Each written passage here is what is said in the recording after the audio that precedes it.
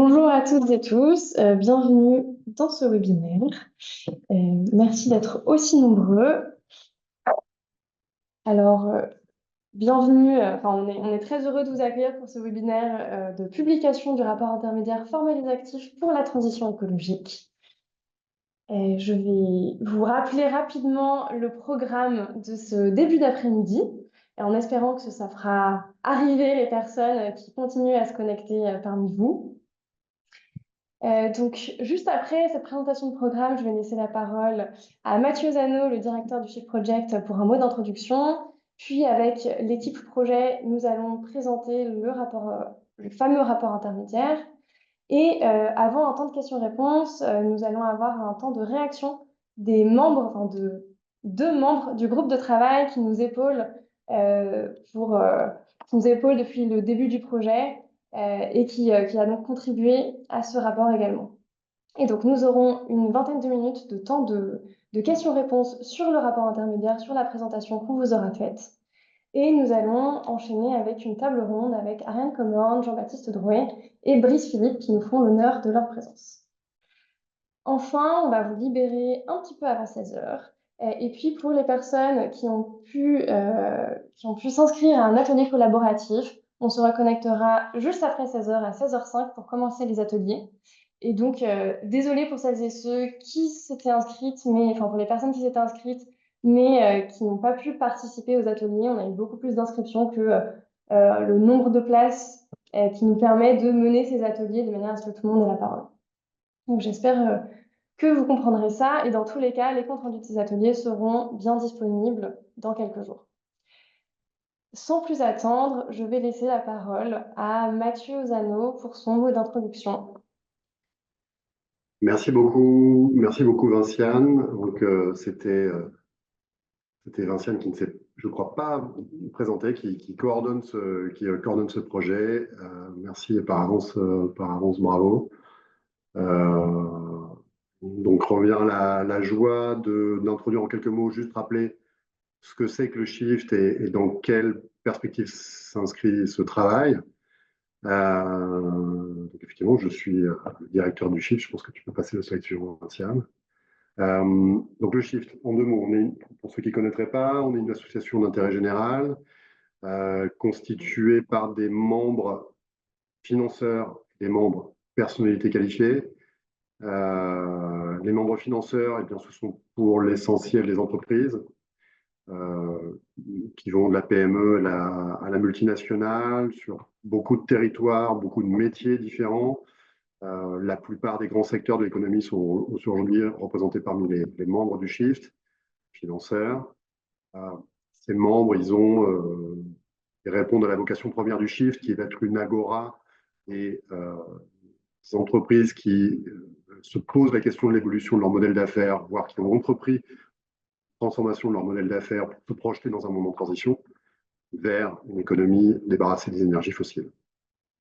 Les membres personnalités qualifiées, qui sont, comme Jean-Marc Jancovici, qui a fondé le Shift, qui sont majoritaires au conseil d'administration vis-à-vis des membres financeurs. En passant, ça veut dire qu'on est le freiné de personnes, structurellement. Ces membres personnalités qualifiées définissent l'orientation, ont le premier mot pour définir les orientations stratégiques du Shift. Cette stratégie du Shift, elle vise à pousser à la roue de la transition bas carbone en étant à la fois un groupe de réflexion, un think tank en bon français, puis un lobby, à nouveau en bon français, un groupe d'influence. On tâche de constituer de la connaissance, constituer de la méthode pour adresser les enjeux divers et variés permettant de nous débarrasser des énergies fossiles d'ici une génération. Et l'objectif des accords de Paris. Donc on tâche effectivement d'éclairer et d'influencer sainement les débats sur la transition énergétique. Pour faire ça, diapo suivante s'il te plaît, Ancienne. Pour faire ça, on a un prisme Rapidement, on a un prisme qui est résumé. Alors c'est un sablier, c'est pas un prisme, mais ce que dit ce sablier, c'est qu'on considère d'un mot qu'on a non pas une seule excellente raison de nous débarrasser des énergies fossiles, on en a deux.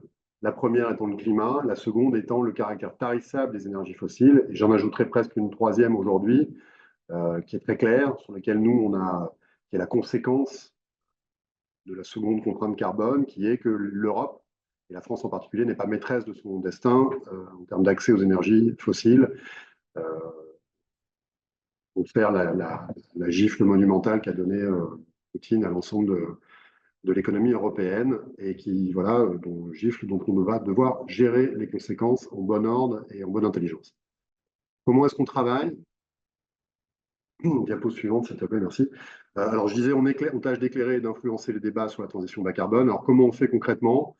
Éclairer, on ne travaille pas en chambre au Shift, on est maître, on est souverain l'association est souveraine sur les questions qu'elle aborde, mais on ne travaille pas en chambre pour répondre à ces questions, on constitue des groupes de travail, donc je remercie tous les gens qui ont contribué autour de l'équipe projet du Shift à ce rapport intermédiaire. On va chercher de l'expertise là où elle se trouve. On est souverain dans l'expertise qu'on va chercher. On va la chercher dans le monde universitaire, dans le monde de l'entreprise, auprès des pouvoirs publics. On va chercher des personnes qualifiées pour la question, pour répondre aux questions qu'on se pose. Une fois qu'on arrive à des analyses consolidées, eh bien là, on pose la casquette think tank et on met la casquette lobby et on tâche de faire valoir en s'appuyant d'abord sur les gens qui nous ont rejoints dans le groupe de travail et qui nous ont challengés sur nos résultats. C'est pour ça que pratiquement systématiquement, on passe par cette étape, comme aujourd'hui, du rapport intermédiaire. La vocation d'un rapport intermédiaire, eh bien, c'est de sortir de l'équipe projet, sortir du groupe de travail, d'exposer nos premières conclusions, de les faire tester, de les faire réfuter, de façon à ce qu'elles soient plus solides. Et une fois qu'on a abouti à ça, et bien là commence le travail d'influence, on tâche de faire valoir l'intérêt de nos conclusions. Ça, c'est la méthode. Maintenant, pourquoi est-ce qu'on adresse cette question de la formation continue? Slide suivant, s'il te plaît. Voilà. Alors, on a un historique par rapport à cet enjeu global de l'acculturation, si je dis ça comme ça, de l'appropriation par la population active des enjeux énergie-climat. On a travaillé d'abord sur l'enseignement supérieur en 2019, puis on a fait un état des lieux de la transformation, avec un impact sur lequel je n'ai pas le temps de m'étendre, mais qui a été tout à fait significatif, sur la nécessité de faire rentrer les enjeux énergie-climat dans l'ensemble de l'enseignement supérieur.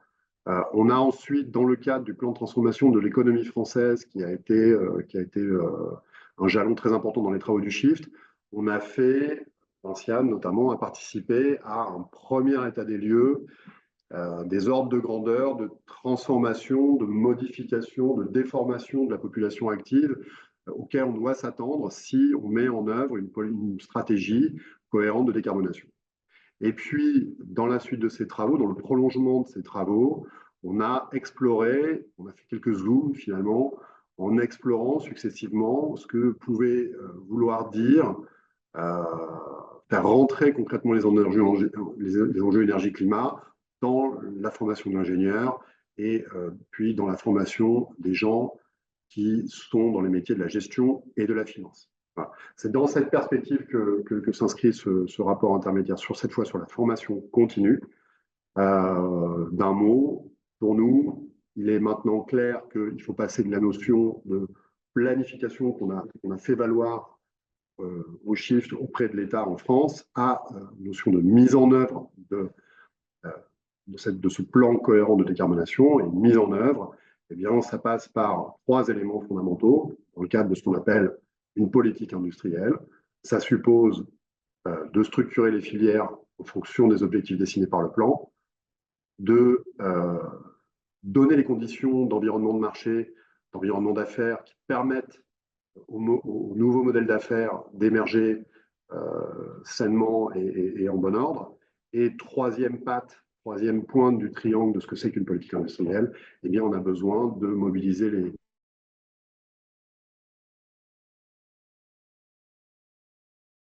les moyens adéquats en termes de compétences. Et là, il y a encore beaucoup à faire. Ce rapport intègre les besoins, et là-dessus, je laisse la parole, et je salue et félicite l'équipe projet et je remercie les membres du groupe pour première étape. Merci beaucoup.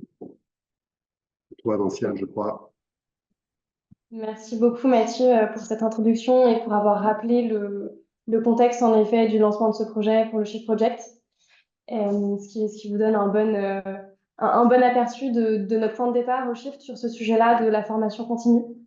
Et en effet, tu as aussi rappelé que l'objectif de nos publications intermédiaires, c'est de faire état publiquement de ce point d'étape dans nos travaux, dans la production, de vous partager un travail en cours et surtout de recueillir vos retours. Alors, en partie par les ateliers qui auront lieu après cette présentation en comité réduit à partir de 16 heures, mais surtout, et pour vous toutes et tous qui nous écoutez, par des relectures du rapport intermédiaire qui est accessible sur le site du Shift Project. Vous devriez aussi l'avoir reçu ce matin par mail et qui est ouvert à relecture directement dans le document jusqu'au 30 novembre. Donc, à vos claviers dès la suite de cette présentation, parce que c'est extrêmement précieux pour nous d'avoir des retours très larges en vue de la finalisation de ce travail qui sera publié donc, dans sa version définitive le 4 mars. Et donc, nous sommes très heureuses, je suis très heureuse et nous sommes collectivement très heureux de vous présenter aujourd'hui ce rapport avec notamment l'équipe de rédaction qui est à mes côtés, Damien Amichaud, moi-même et Cécile de Calan. Et nous avons aussi été épaulés par notre équipe de communication composée de Corentin Grange et de Mona Poulain. Donc, sans plus attendre pour la présentation du rapport, je vais donner la parole à Damien pour l'introduction.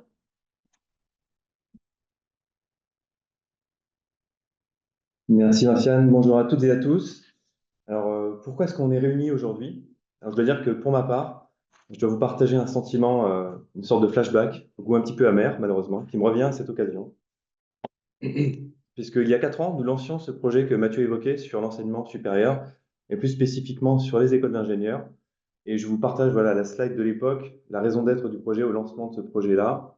Donc voilà, les visuels ont évolué comme vous avez constaté. Et j'utilisais en fait les événements climatiques de cette époque-là, la tempête Alex, donc un épisode méditerranéen au sein de la vallée de la Roya, qui était vraiment dramatique et pour tout dire catastrophique hein, pour un événement de cette ampleur en France. C'était l'occasion de montrer en fait que le changement climatique nous concerne déjà en France, nous concernera toujours plus, de rappeler que l'augmentation de ces catastrophes sera en intensité et en fréquence toujours plus importante à cause de ce changement climatique.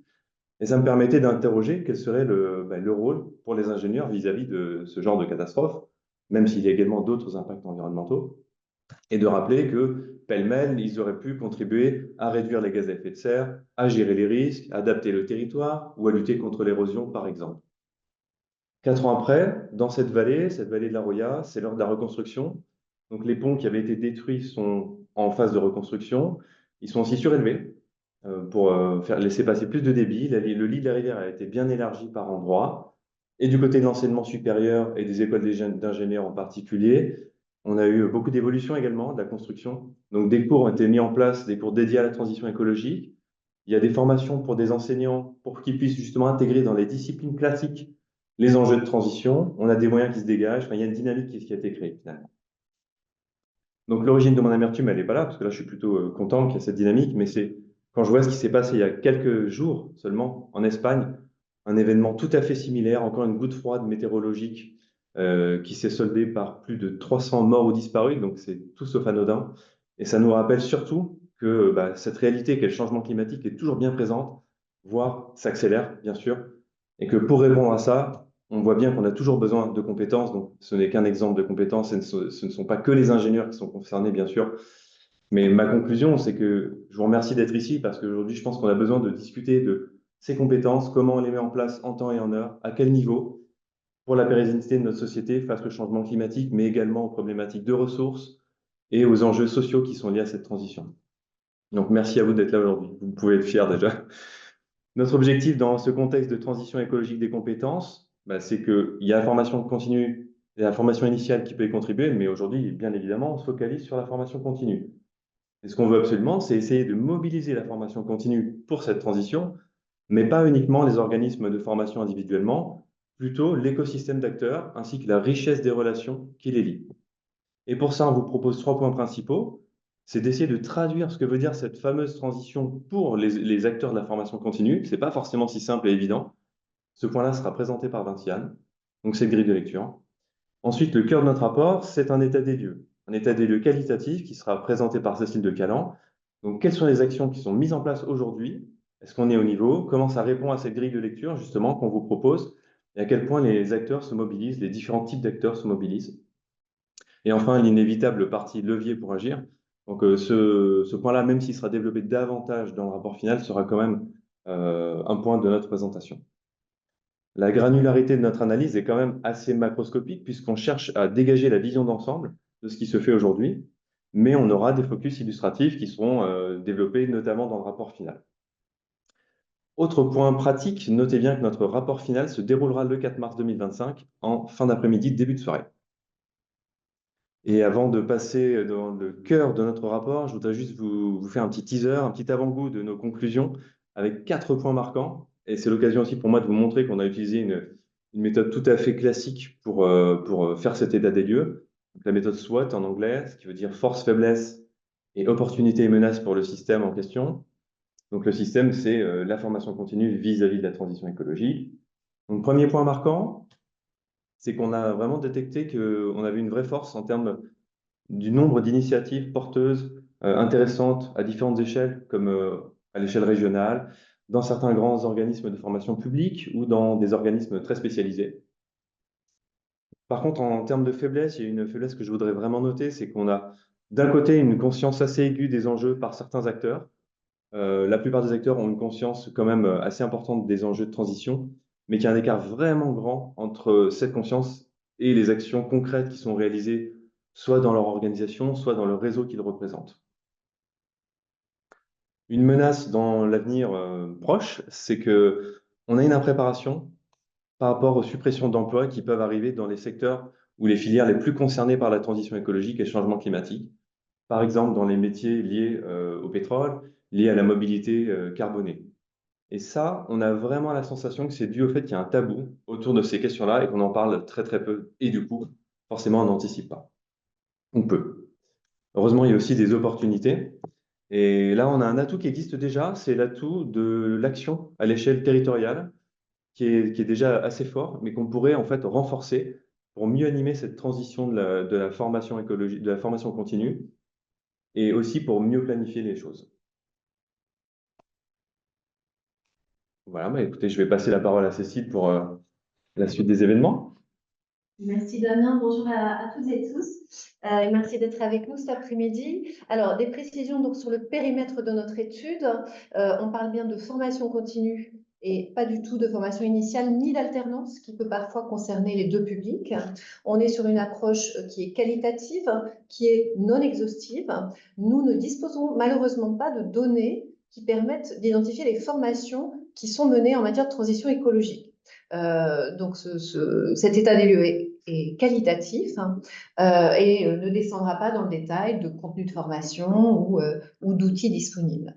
Enfin, et peut-être que ça c'est une différence pour celles et ceux d'entre vous qui ont déjà assisté à des travaux du Shift, nous n'allons pas chiffrer l'empreinte carbone des activités de formation, ni essayer de mesurer l'effort de décarbonation. Ce volet-là sera abordé comme un levier plutôt pour mobiliser au sein des organismes et des acteurs de la formation. Alors, on a parlé écosystème, approche systémique. De qui parlons-nous?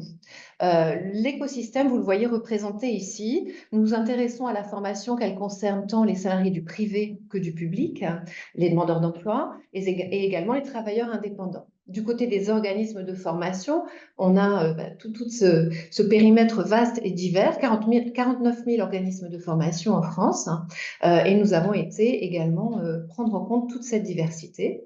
Nous regardons également les entreprises de toute taille et également via leur représentation dans les branches et dans le dialogue avec les syndicats de salariés. Et puis enfin, les acteurs publics qui peuvent être employeurs, régulateurs, financeur et accompagnateur de l'effort de formation continue. Et puis, vous avez un acteur sur lequel on reviendra, les opérateurs de compétences qui se trouvent à la croisée des branches et du secteur public et qui sont un acteur dont on va reparler. Donc, pour prendre en compte tous ces acteurs, d'abord, nous avons la chance de les avoir représentés en assez grand nombre dans notre groupe de travail, mais nous sommes allés mener des entretiens, des focus group en assez grand nombre qui nous ont donné une riche matière qui sera la base de cet état des lieux. Évidemment, nous nous sommes aussi basés sur les publications disponibles et les données au moins générales sur la formation continue. Voilà maintenant la grille de lecture qui va vous être présentée par Vinciane. Merci Cécile.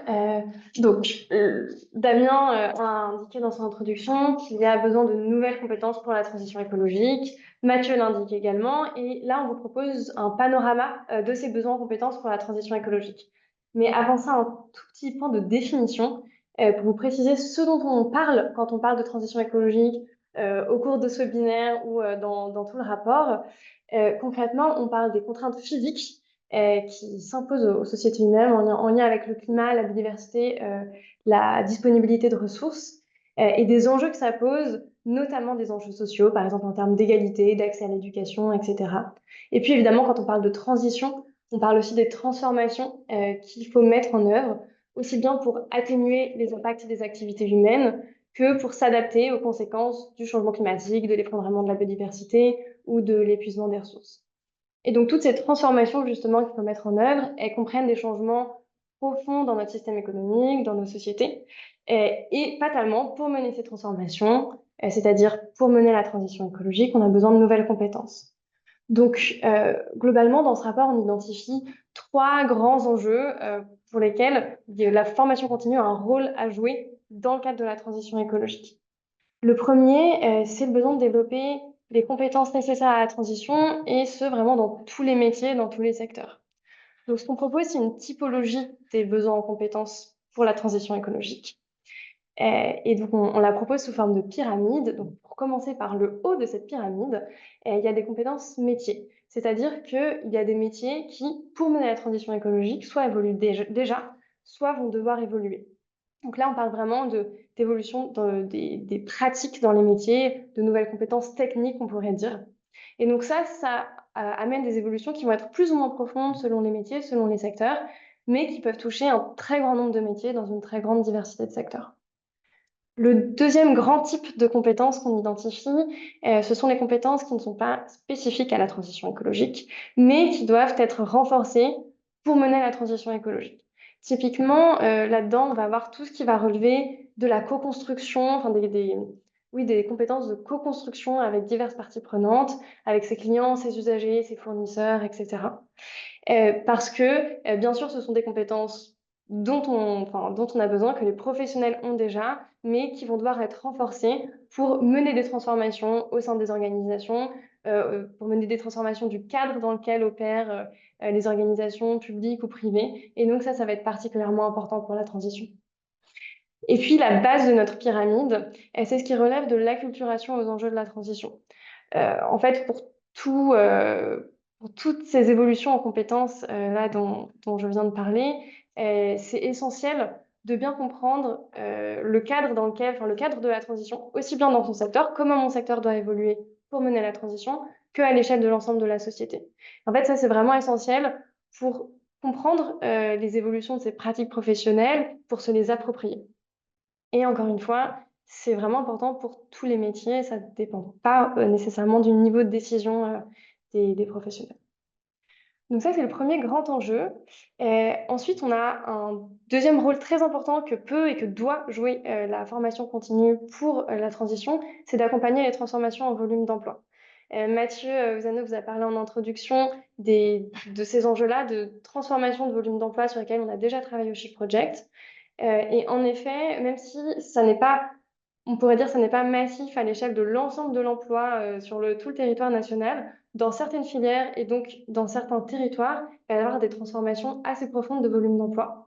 d'un côté, on va avoir des secteurs qui vont avoir besoin de monde, donc qui vont vraiment recruter. Ça va être le cas, par exemple, tout ce qui relève de la production d'électricité bas carbone. Ça va être le cas pour la rénovation des bâtiments, pour les mobilités bas carbone, etc.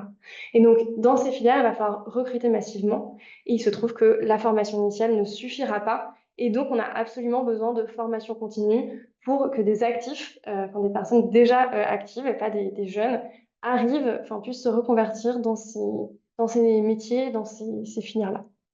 Et puis, il y a d'autres besoins de reconversion qui sont là davantage subis parce qu'il y a des activités qui vont devoir se contracter dans le cadre de la transition écologique. C'est déjà le cas dans les énergies fossiles, par exemple, enfin, en particulier avec les centrales à charbon. Mais ce sera encore plus le cas dans les mobilités très carbonées. Et là, on a absolument besoin que les acteurs de la formation continue anticipent ces besoins-là et soient présents pour accompagner les reconversions et pour former, pour mener ces reconversions. Enfin, dernier grand enjeu auquel la formation continue doit répondre, c'est tout ce qui va relever de son pouvoir de transformation culturelle. D'une part au sein des organisations, parce que quand il y a des formations collectives au sein d'une organisation, ça peut amener une sorte de transformation culturelle qui amène une bascule et qui permet de mener la transition au sein de cette organisation. Et puis, à l'échelle de l'ensemble de la société, la formation continue, elle ne forme pas seulement des professionnels, elle forme aussi des citoyens, et on a besoin de citoyens éclairés pour mener cette transition. Et donc, sur l'ensemble de ces trois grands enjeux auxquels la formation continue peut contribuer à répondre, globalement, sur le premier, c'est un enjeu l'évolution des compétences, c'est un enjeu qui est assez bien identifié par les acteurs avec qui on a échangé, mais peut-être avec un manque de conscience de l'ampleur de ces transformations-là et du niveau à quel point ça concerne tous les métiers dans tous les secteurs. En ce qui concerne les volumes d'emploi, là, les besoins de reconversion sont vraiment, Damien l'a souligné en introduction, sont trop peu identifiés, trop peu anticipés. Et enfin, pour le coup, ce pouvoir de transformation culturelle de la formation continue, ça, c'est quand même assez largement identifié par les acteurs avec qui on a pu échanger. Donc maintenant que j'ai dressé un un panorama des besoins finalement sur lesquels des enjeux sur lesquels on a besoin de la formation continue pour mener la transition, je vais laisser la parole à Cécile pour l'état des lieux des acteurs, des actions des acteurs de la formation continue. Alors, cet état des lieux, nous proposons de le présenter autour des étapes qui composent assez classiquement le cycle de mise en œuvre d'une formation. Et ça peut se passer aussi bien à l'échelle d'une entreprise que d'un territoire, d'une filière économique, voire même d'un pays. On commence par l'identification des besoins en compétences et ça s'appuie à la fois sur les données prospectives disponibles et sur les stratégies. Et puis, on va faire émerger la demande, adapter l'offre, mettre en œuvre les formations pour par la suite pouvoir assurer la mise en pratique de ces compétences acquises dans le contexte professionnel et, espérons-le, un impact positif sur la décarbonation des activités. Ce qui est très critique dans ce cycle, c'est la temporalité, puisqu'il faut facilement plusieurs mois pour les 4 premières étapes, voire plusieurs années quand on parle de formation certifiante, et qu'en revanche, à l'étape de la mise en pratique, il est important d'aller vite, mais ce qui suppose que l'intégration dans l'emploi soit immédiate et que le milieu de travail soit prêt à accueillir ces nouvelles pratiques. Je vais à présent zoomer sur les étapes clés en commençant par l'identification des besoins en compétences. Ce que nous avons observé au niveau de notre étude, c'est qu'il y a beaucoup de travaux prospectifs qui sont menés par les branches, soit au niveau national, soit au niveau régional, notamment dans le secteur du bâtiment, dans différents secteurs industriels ou l'ingénierie.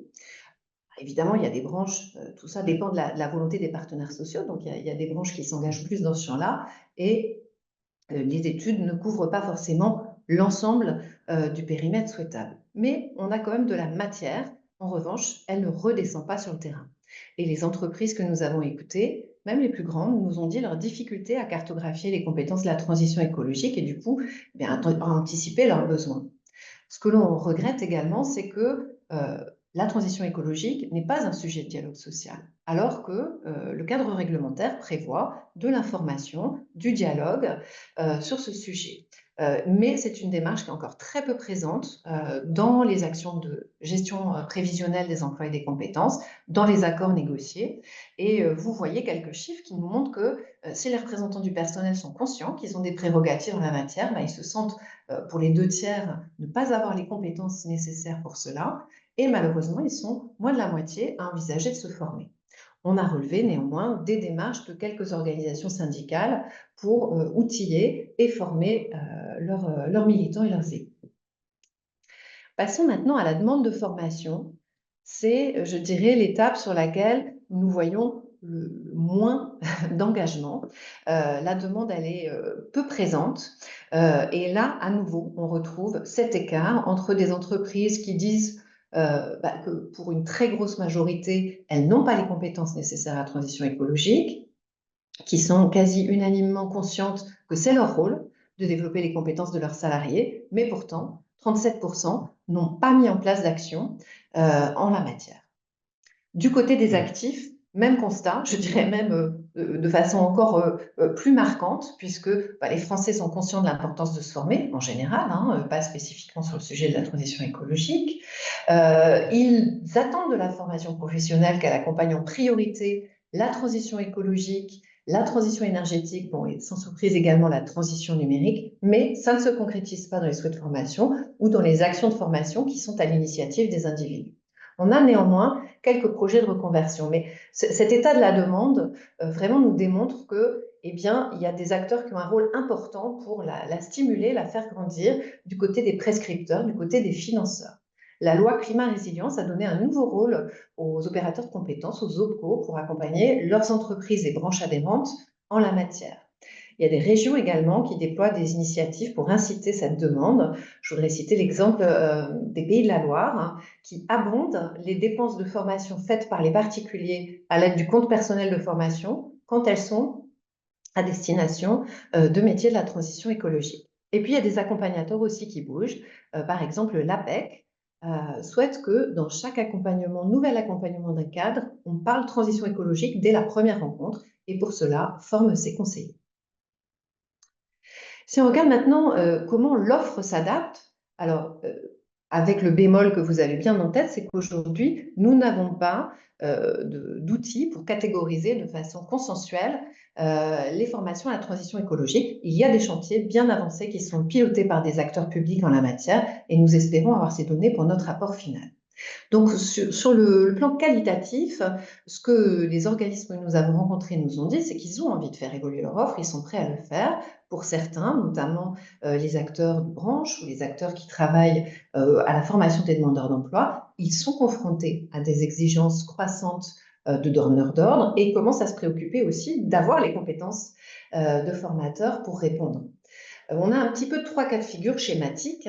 Du côté des organismes publics, des initiatives volontaristes, on peut citer par exemple l'AFPA, qui a 14 incubateurs métiers autour de métiers des filières énergétiques et puis qui a monté des écoles autour de l'économie circulaire et une école de l'eau.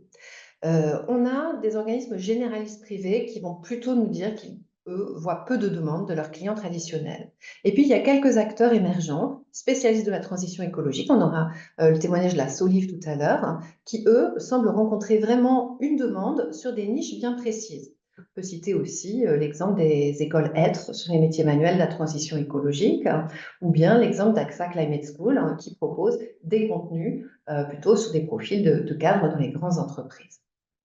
Quand les formations sont certifiantes, pour rappel, un petit quart des formations en France, l'intégration progressive de la transition écologique est vraiment lente et surtout elle est aléatoire parce qu'aujourd'hui ce n'est pas une obligation de le faire. Donc ça dépend de la volonté individuelle de chaque certificateur.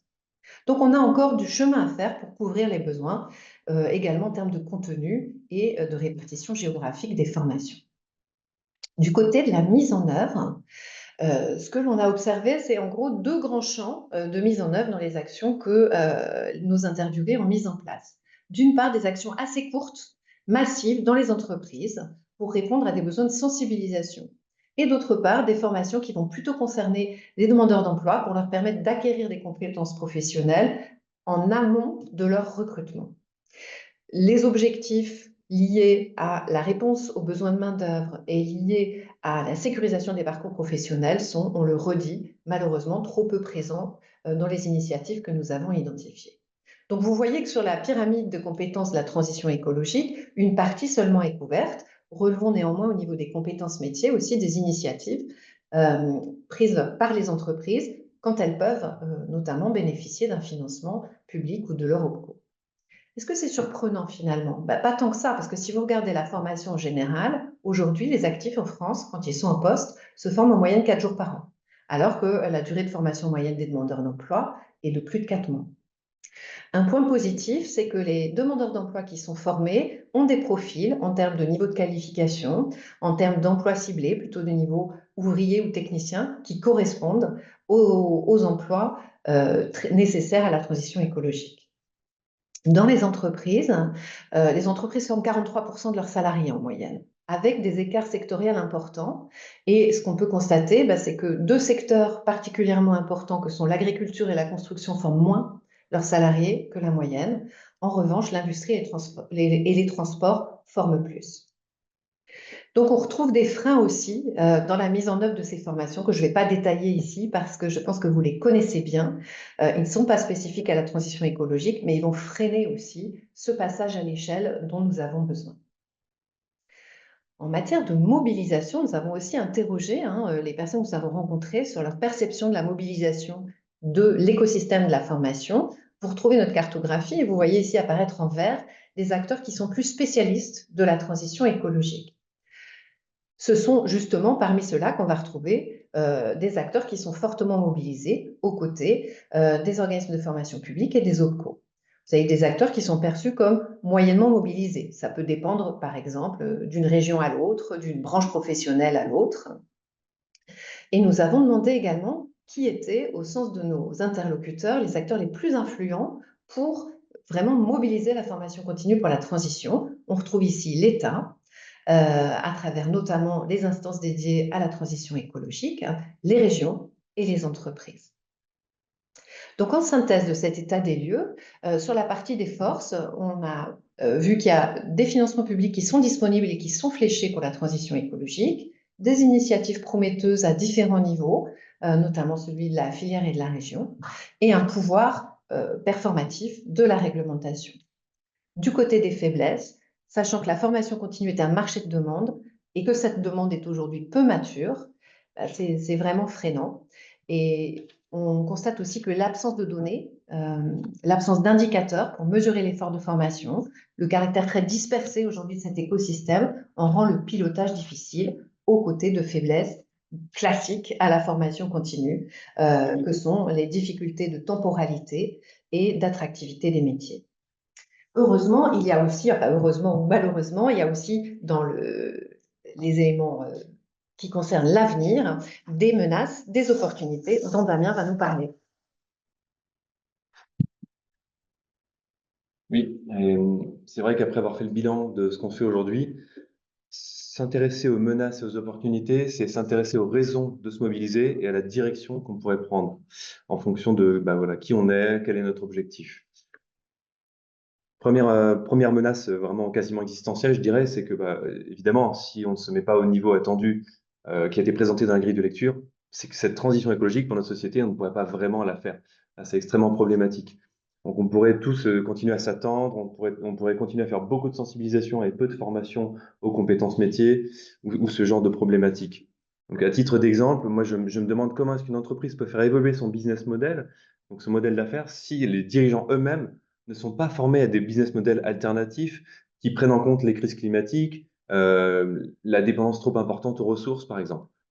Ou alors, si je reviens sur mon exemple introductif, sur les conséquences du changement climatique sur nos territoires, pour adapter ces territoires, on a besoin de préventeurs spécialisés en nombre suffisant, on a besoin de main-d'œuvre compétente et également en nombre suffisant pour adapter nos infrastructures, et tout ça, ça demande un soutien de la formation continue. L'impréparation des emplois et des suppressions d'emplois, j'en ai parlé en introduction. mais il y a aussi un risque qui est économique pour les organismes de formation qui sont déjà voilà, très dépendants de cette demande qui a été évoquée précédemment. Sauf qu'en fait, avec la crise écologique, ces évolutions des besoins des entreprises vont s'accélérer et s'accélèrent déjà en réalité. Donc, s'il n'y a pas une préparation d'anticipation et aussi des business models qui soient moins dépendants justement de ces changements et de cette demande, ça permet d'amortir un petit peu les chocs. Donc, si, on a eu par exemple un interlocuteur qui nous a mentionné que dans sa région, le tourisme commençait à vraiment être en berne l'été à cause de canicules beaucoup trop fortes. On peut penser aussi au cas de la montagne et de l'enneigement qui est structurellement en décroissance. Donc, il y a besoin d'adapter les pratiques. Et dans tous ces cas-là, le secteur de la formation continue est impacté.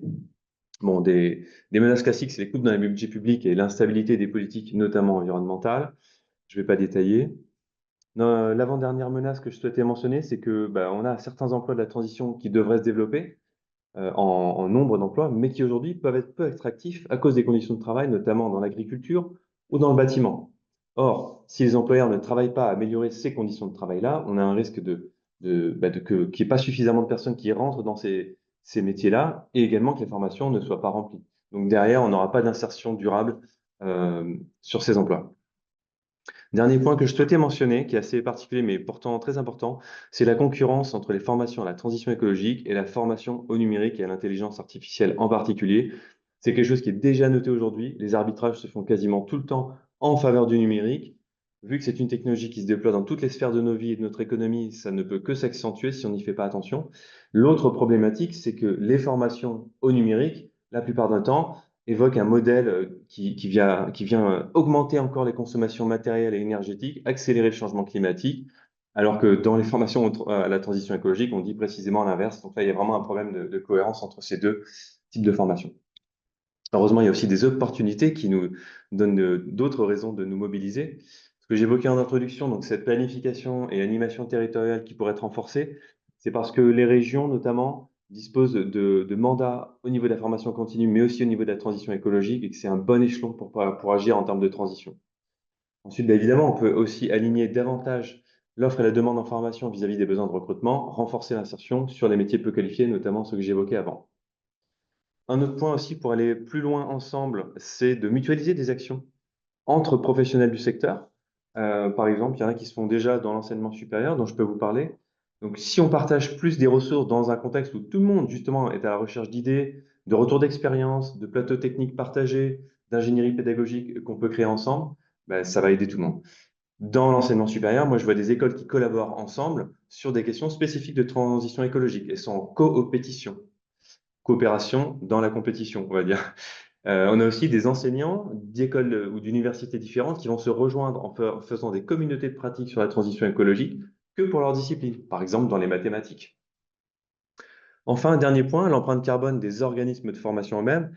C'est un sujet qui est à traiter, mais qui n'est pas le plus important, puisque le plus important, c'est le développement des compétences pour la transition.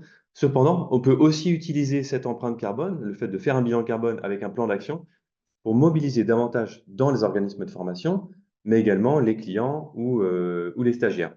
Ça favorise évidemment, si on fait des séances de sensibilisation, d'information ou de formation même au bilan carbone, ça favorise cette adhésion et cet engagement. Et en plus, ça vient favoriser aussi la congruence entre ce qu'on va prôner dans des transitions, dans des formations qui vont parler de transition, et ce que l'on va faire dans nos propres pratiques. Heureusement, on a aussi des leviers pour nous aider à agir.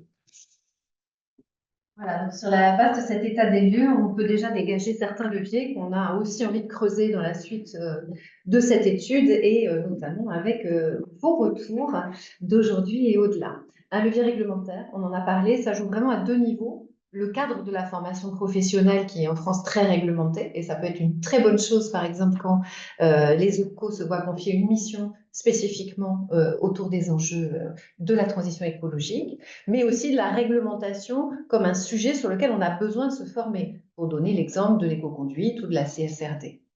Le deuxième volet, c'est le levier financier. On a parlé des financements fléchés qui pourraient peut-être être encore mieux ciblés, mais aussi dans un volet positif, ces opportunités d'affaires, la commande publique et privée, avec un travail à engager sur les critères d'achat qui soient pertinents et qui soient faisables pour les organismes. Est-ce par exemple le plus pertinent que de demander à des petits organismes de formation de faire leur bilan carbone? Enfin, les alliances.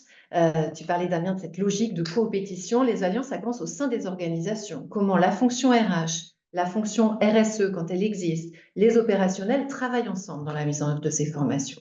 Entre acteurs de la formation, au sein des filières, ça semble un échelon particulièrement prometteur dans les premières expériences. Et puis, comment aussi les acteurs de la formation se mettent en alliance avec ceux de la transition écologique et ceux du développement économique. Voilà, donc à suivre hein, et compléter, et on espère vous en dire beaucoup plus le 4 mars. Mais d'ici là, Damien, il va se passer pas mal de trucs. Oui, donc vous savez tout presque sur nos travaux produits jusqu'ici. Maintenant, la suite des événements, c'est qu'à 16 heures, on a donc ces ateliers collaboratifs pour ceux qui ont pu être inscrits. Pour les autres et pour tout le monde en général, on vous demande, si vous le souhaitez, de bien vouloir nous faire vos retours critiques et constructifs sur notre rapport intermédiaire. Vous avez dû recevoir un lien ce matin par mail, donc n'hésitez pas à aller mettre des commentaires sur le document. Vous avez différentes manières de le faire, c'est précisé dans le mail, mais on est vraiment preneurs. Ensuite, nous, dans les prochains mois, on va continuer des approfondissements et des entretiens. On va également spécifiquement faire un focus group sur les responsables RH et les responsables formation en novembre. Et si vous souhaitez participer, vous pouvez vous inscrire en allant sur notre site. N'hésitez pas. On va prendre en compte, bien sûr, les retours de vos relectures et préciser comment tout ça pourrait se passer concrètement dans la filière automobile ou dans la région Hauts-de-France pour illustrer tout ça. Enfin, en partenariat avec BVA Consulting, on voudrait mener une enquête quantitative, cette fois-ci, auprès des acheteurs de formation. Et l'apothéose, c'est forcément la présentation du rapport final. Donc, ce sera un événement hybride, soit en visio, soit en présentiel à Paris, le 4 mars, plutôt en début de soirée. Donc voilà, on vous invite à noter ça dans vos agendas. Et je vous remercie vraiment d'avoir participé à cette présentation des travaux. Maintenant, l'événement n'est pas terminé et je passe la parole à Vinciane pour la suite des événements. Merci beaucoup. Merci beaucoup pour votre attention.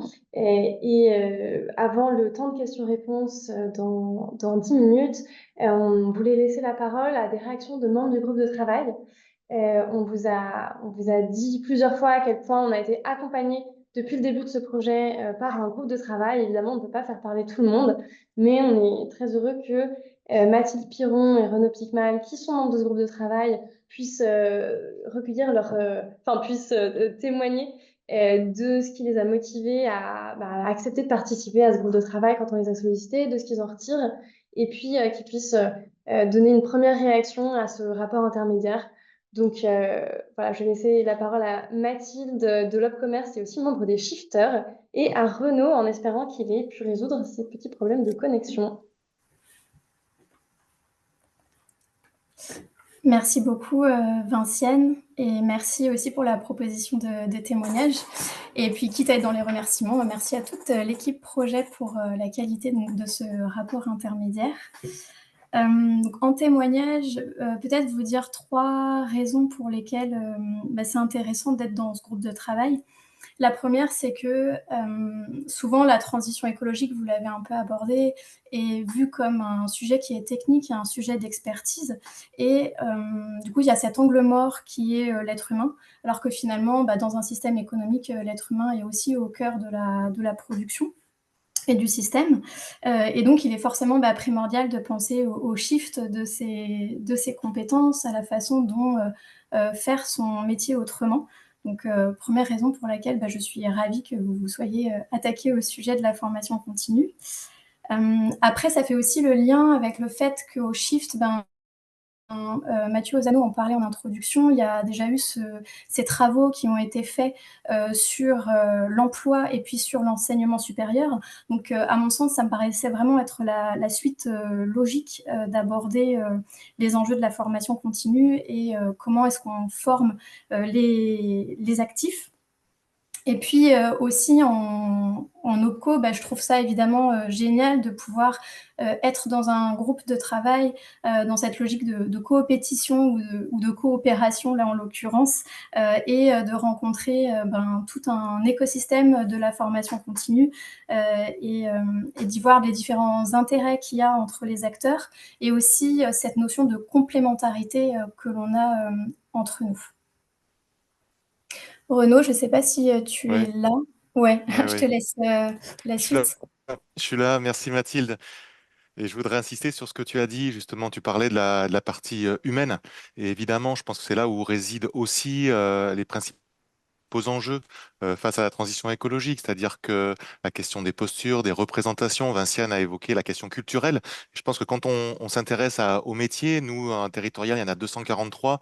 Bien évidemment, il faut les accompagner sur la question technique, mais c'est aussi beaucoup d'attachement et de représentation qu'il y a vis-à-vis des métiers. Donc cette question humaine, elle est vraiment, vraiment importante. Et pour filer sur ce que tu as dit sur la participation au groupe, je pense que c'était important et le shift a permis justement de regrouper différents organismes, institutions, de la formation continue. Et ça nous a permis d'échanger, d'avoir des échanges très riches, voire nourris, n'est-ce pas Mathilde? Oui, oui, complètement. Et chouette aussi de voir que dans ce groupe de travail, on n'avait pas vraiment de profonds désaccords. Alors, ni sur le constat, on est tous évidemment en phase avec cette notion de limite physique et qui vaut aussi la rigueur du Shift Project, ni sur la façon dont on appréhende chacun à nos échelles respectives ou dans nos organisations respectives notre rôle à jouer, si ce n'est notre responsabilité à jouer pour que la formation, ça devienne un moyen essentiel qui soit au cœur de la transformation des modèles d'affaires. Mm. Et on a été assez rapidement dans le travail en mode coopératif. Hein. Tu en parlais aussi, c'est-à-dire cette question de coopération. On parle souvent de la question de la coopération comme un enjeu identifié assez fort dans les territoires pour réussir cette transition et la coopération entre acteurs, publics, privés, secteur associatif. Je pense que c'était intéressant aussi qu'on soit dans ce mode-là, mode coopératif.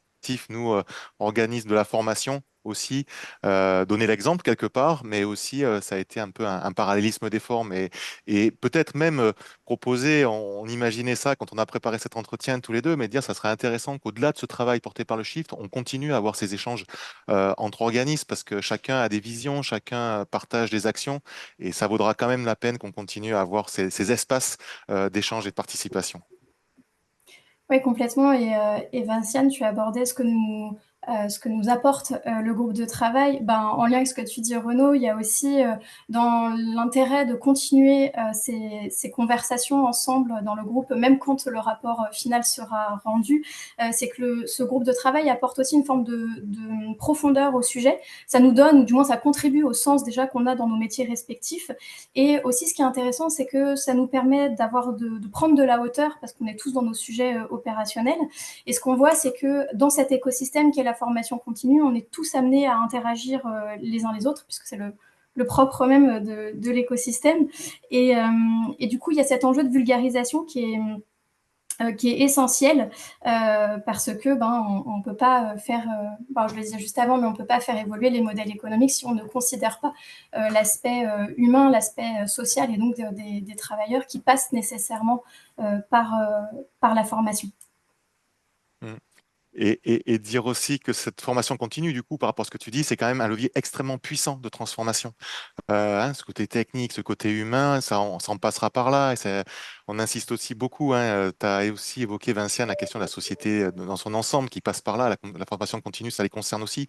C'est aussi pour ça que ce rapport, il est bien évidemment à destination des services formation, des services RH. Mais je pense que tout le monde va pouvoir y trouver quelque chose dans cette question de la formation continue. C'est l'ensemble des acteurs concernés par ces évolutions, par ces représentations, par ces approches techniques, etc., qui y a derrière, qui sont concernés par ce rapport. Donc, nous, on a aussi beaucoup d'intérêt, à la fois en tant que contributeur, mais on a aussi beaucoup d'intérêt en tant que de ce qu'on a pu récupérer dans ce rapport et qu'on espère que l'ensemble des gens qui sont là aujourd'hui sur ce webinaire, mais aussi l'ensemble des acteurs concernés pourront s'approprier les éléments qui sortiront en mars dans ce rapport, dans le rapport final. Vinciane, je pense qu'on a tenu le temps et on te redonne la parole. Écoutez, merci beaucoup à tous les deux pour ces témoignages. Et puis j'en profite pour remercier l'ensemble aussi du groupe de travail, car votre soutien à toutes et tous est très précieux. Donc nous allons ouvrir ce temps de questions-réponses. Vous avez déjà posé vos questions sur l'onglet questions-réponses de Zoom en bas de votre écran. N'hésitez pas à continuer au fil de l'eau si il vous en reste en suspens. Donc, on a quelques questions de périmètre que je vais laisser, je pense, à Cécile. Quelqu'un qui demande si les agents publics font partie du périmètre. Et on a aussi une autre question sur le périmètre, sur est-ce que finalement, sur le fait qu'on s'adresse beaucoup, on a l'air d'en attendre beaucoup de l'État et moins des entreprises cette fois-ci. Et pourtant, les deux font partie de notre périmètre, donc je vais laisser la parole à Cécile pour quelques précisions. Merci Vinciane. Alors, pardon sur le périmètre que j'ai présenté sans doute trop rapidement. Nous voulons clairement inclure tous les actifs, qu'ils soient employés dans le secteur privé ou dans le secteur public, dans la mesure où les données sont disponibles. Aujourd'hui, ce que nous avons principalement, hein, la donnée de référence, c'est le projet de loi de finances. Et nous pourrons d'ailleurs mettre à jour dans le rapport final avec les données qui concernent les données qui sont en discussion actuellement et qui concernent 2023. Ce que vous avez dans le rapport intermédiaire, c'est 2022.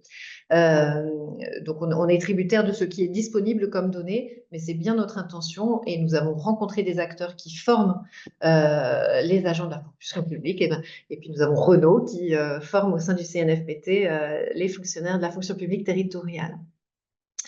Le deuxième point, pardon Vinciane, de périmètre, acteurs publics, acteurs privés. Alors, en tout cas, nous, dans notre intention, il est bien notre souhait de regarder l'ensemble de ces acteurs, comment ils coopèrent, quels sont leurs rôles respectifs. Et nous avons aussi essayé de le rappeler dans le rapport intermédiaire, hein, une responsabilité d'employeur pour les entreprises et les branches. Et dans les branches, il y a aussi les représentants des salariés qui ont une responsabilité importante, une responsabilité différente pour les acteurs publics, sauf quand ils sont eux-mêmes employeurs, hein, et c'est aussi le cas. Donc, il n'y a pas du tout de notre part de souhait de hiérarchiser entre les uns et les autres. Les rôles, les leviers possibles sont tout à fait différents, mais ce que nous ont renvoyé les acteurs de l'écosystème, c'est qu'on a bien besoin que les deux types d'acteurs se mobilisent, acteurs publics et entreprises. Et aujourd'hui, de fait, la mobilisation est parcellaire, je dirais de part et d'autre, mais du côté des acteurs publics, il y a quand même pas mal d'initiatives qui se mettent en place. Donc, on regarde bien des deux côtés, en espérant avoir répondu à cette question-là. Merci Cécile. Et nous avons une autre question sur la question de financement, la question de la prise en charge des frais de formation. Une personne qui nous demande s'il existe des dispositifs spécifiques pour la formation continue relatifs à la transition. Et là encore, je vais te renvoyer la balle, Cécile, pour l'état des lieux des financements. Oui, alors ce qu'on a principalement, hein, et ça aussi vous le retrouverez détaillé dans le rapport intermédiaire, et nous n'avons pas forcément connaissance de tout, donc ce partage est aussi intéressant si vous connaissez des dispositifs que nous n'aurions pas recensés. Principalement aujourd'hui, on a le FNE Formation qui permet de financer, qui est fléché, hein, quand on parlait de financement fléché, qui est fléché notamment sur la transition écologique. Vous avez un appel à manifestation d'intérêt qui s'appelle Compétences et métiers d'avenir, qui également est assez largement utilisé pour des diagnostics de compétences et des actions de formation expérimentales pour la transition écologique. Et puis, il y a des fonds pour la formation des demandeurs d'emploi, donc prérogatives des régions, qui sont fléchés sur des besoins liés à la transition écologique, même si l'étiquetage n'est pas forcément homogène d'une région à l'autre. Hein, et c'est le travail qui est en cours de pouvoir repérer cela. Voilà. Il y a également quelques fonds européens du type fonds de transition juste, mais dont l'utilisation, en tout cas, nous a paru moins visible à ce stade de notre travail. Merci beaucoup. Et ça c'est parti pour la prochaine question. Je vais passer la parole à Damien. Quelqu'un qui demande si les questions de biodiversité sont intégrées ou non. Donc, je pense qu'il va répondu en partie, mais peut-être sur la question de ce que ça demande en termes de compétences. Je vais laisser Damien détailler ça. Oui, en fait, dans notre analyse, c'est vrai que notre niveau de granularité, comme je le disais en introduction, est assez macroscopique. Mais c'est vrai qu'on n'a pas pu aller dans le détail d'analyser telle ou telle formation avec les enjeux de biodiversité, les enjeux de ressources, les enjeux. Ça n'a pas été possible d'aller à ce niveau-là. Par contre, dans notre définition de ce qui est intégré dans la transition écologique, bien sûr que oui, les questions de biodiversité sont intégrées. C'est vrai qu'en introduction, Mathieu Ozano, le directeur du Shift Project, a fait le focus sur l'énergie et sur le climat, puisque c'est un prisme d'analyse majoritaire au sein du Shift, parce qu'on pense que c'est les conditions de survie des humains sur Terre, du vivant, et aussi les conditions de pérennité de nos sociétés. Mais on sait bien qu'il y a cette interaction et ces autres questions qui sont les pollutions, les ressources minérales, les ressources issues de la biodiversité aussi pour elle-même, et d'autres enjeux. Donc oui, c'est tout à fait intégré, de même que l'eau, ce genre d'autres problématiques. Une autre question sur la suite de nos travaux. Merci de la poser. Quelqu'un me demande si on a besoin de davantage de contacts pour cette deuxième phase en vue du rapport final. Donc merci déjà de cette proposition de soutien. Je vais laisser Cécile détailler les contacts dont on pourrait encore avoir besoin. Oui, merci beaucoup. Alors, effectivement, les acteurs qu'on a peut-être moins vus en proportion hein, de leur présence et de leur poids dans l'écosystème, ce sont des acteurs au sein des entreprises et notamment les responsables de formation, les responsables ressources humaines, développement des compétences, enfin, qui sont en charge des sujets formation, d'où ces focus group que nous montons en novembre. Et un autre acteur que nous aimerions également plus rencontrer, ce sont les fédérations professionnelles. Donc ça, nous sommes très preneurs de contact avec ce type d'acteurs. Et puis bien évidemment, Damien vous a parlé des 2 focus que nous menons au niveau de la région Hauts-de-France et au niveau de la filière automobile. Alors, des prises de contact sont en cours, mais néanmoins, si vous avez des suggestions, nous en sommes assez preneurs. Vous avez dans le rapport intermédiaire une adresse de contact. Donc n'hésitez pas et merci à nouveau de la proposition. Il m'avait, alors pour revenir sur ce qu'on vous a présenté aujourd'hui, une question sur les compétences actuelles des prescripteurs et financeurs sur la transition écologique. Alors je pense que là, ici bien Damien que Cécile peuvent répondre. Est-ce que je passe la parole, Damien? Oui, je peux commencer. C'est vrai que on nous a souvent dit que finalement, les personnes qui étaient en charge de ces décisions-là, dans les structures, que ce soit dans le public ou dans les entreprises, en fait, n'ont pas toujours soit le niveau de conscience ou surtout, enfin, souvent ils ont le niveau de conscience, mais peut-être pas suffisamment avancé. Ils ont peut-être pas forcément réalisé l'ampleur des transformations à réaliser. Et donc, on a derrière, évidemment, en filigrane, la question de la compétence de ces décideurs-là en matière de formation continue. Et donc, oui, à part, je dirais, le cas des personnes qui vont venir des directions RSE, la plupart du temps, elles sont plutôt beaucoup plus formées que la moyenne. Donc, quand les formations ou les sensibilisations sont à leur initiative, on n'a pas ce problème en général. Mais c'est vrai que la plupart du temps, quand on a des RH, des directions de TPE ou même des syndicats qui n'ont pas ces formations-là, c'est un petit peu plus délicat. Cependant, je pense qu'il ne faudrait pas penser que les compétences sont l'unique frein à l'action. Donc oui, il faut absolument qu'ils aient ces compétences, donc il faut mieux les former peut-être en premier lieu, mais ça ne permettra pas d'avoir une volonté politique, par exemple. Est-ce que Cécile, tu veux compléter? Oui, il me semble qu'il y a une catégorie de professionnels qui a également besoin de développer des compétences. Ce sont les personnes qui achètent les formations. Qu'elle soit au niveau d'un acteur institutionnel public ou au sein d'une entreprise. C'est pas si simple que ça, hein. On l'a vu, de manier ces compétences de la transition écologique, de bien les acheter avec les bons critères. Donc, on pense qu'il est utile également de pouvoir leur proposer des formations pour leur permettre de s'approprier le sujet. Merci. Alors, on a également une question sur, en particulier, le secteur de la santé et en particulier les hôpitaux. Donc, on parlait des formations pour les agents publics. La question est pourquoi les médecins et infirmières ne sont pas formés. Donc là, je vous renvoie vers des travaux du Shift Project parce qu'on a travaillé sur, en particulier, la décarbonation du système de santé et aussi de l'autonomie, donc d'une partie du médico-social. Et on a des personnes de nos groupes de travail du côté du projet santé qui travaillent sur les besoins de formation en fait dans le secteur de la santé. Donc n'hésitez pas, si vous voulez davantage de détails là-dessus, à vous renseigner sur ces travaux-là et également, si besoin, à nous contacter pour être mis en contact avec les personnes qui travaillent sur ces sujets.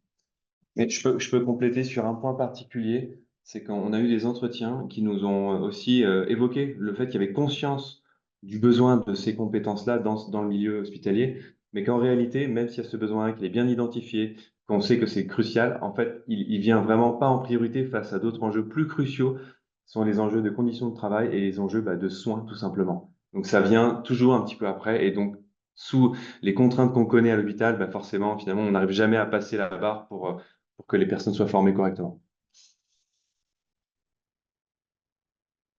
Merci Damien d'avoir rappelé ce contexte. Euh, alors, je parcours les questions auxquelles on n'aurait pas répondu.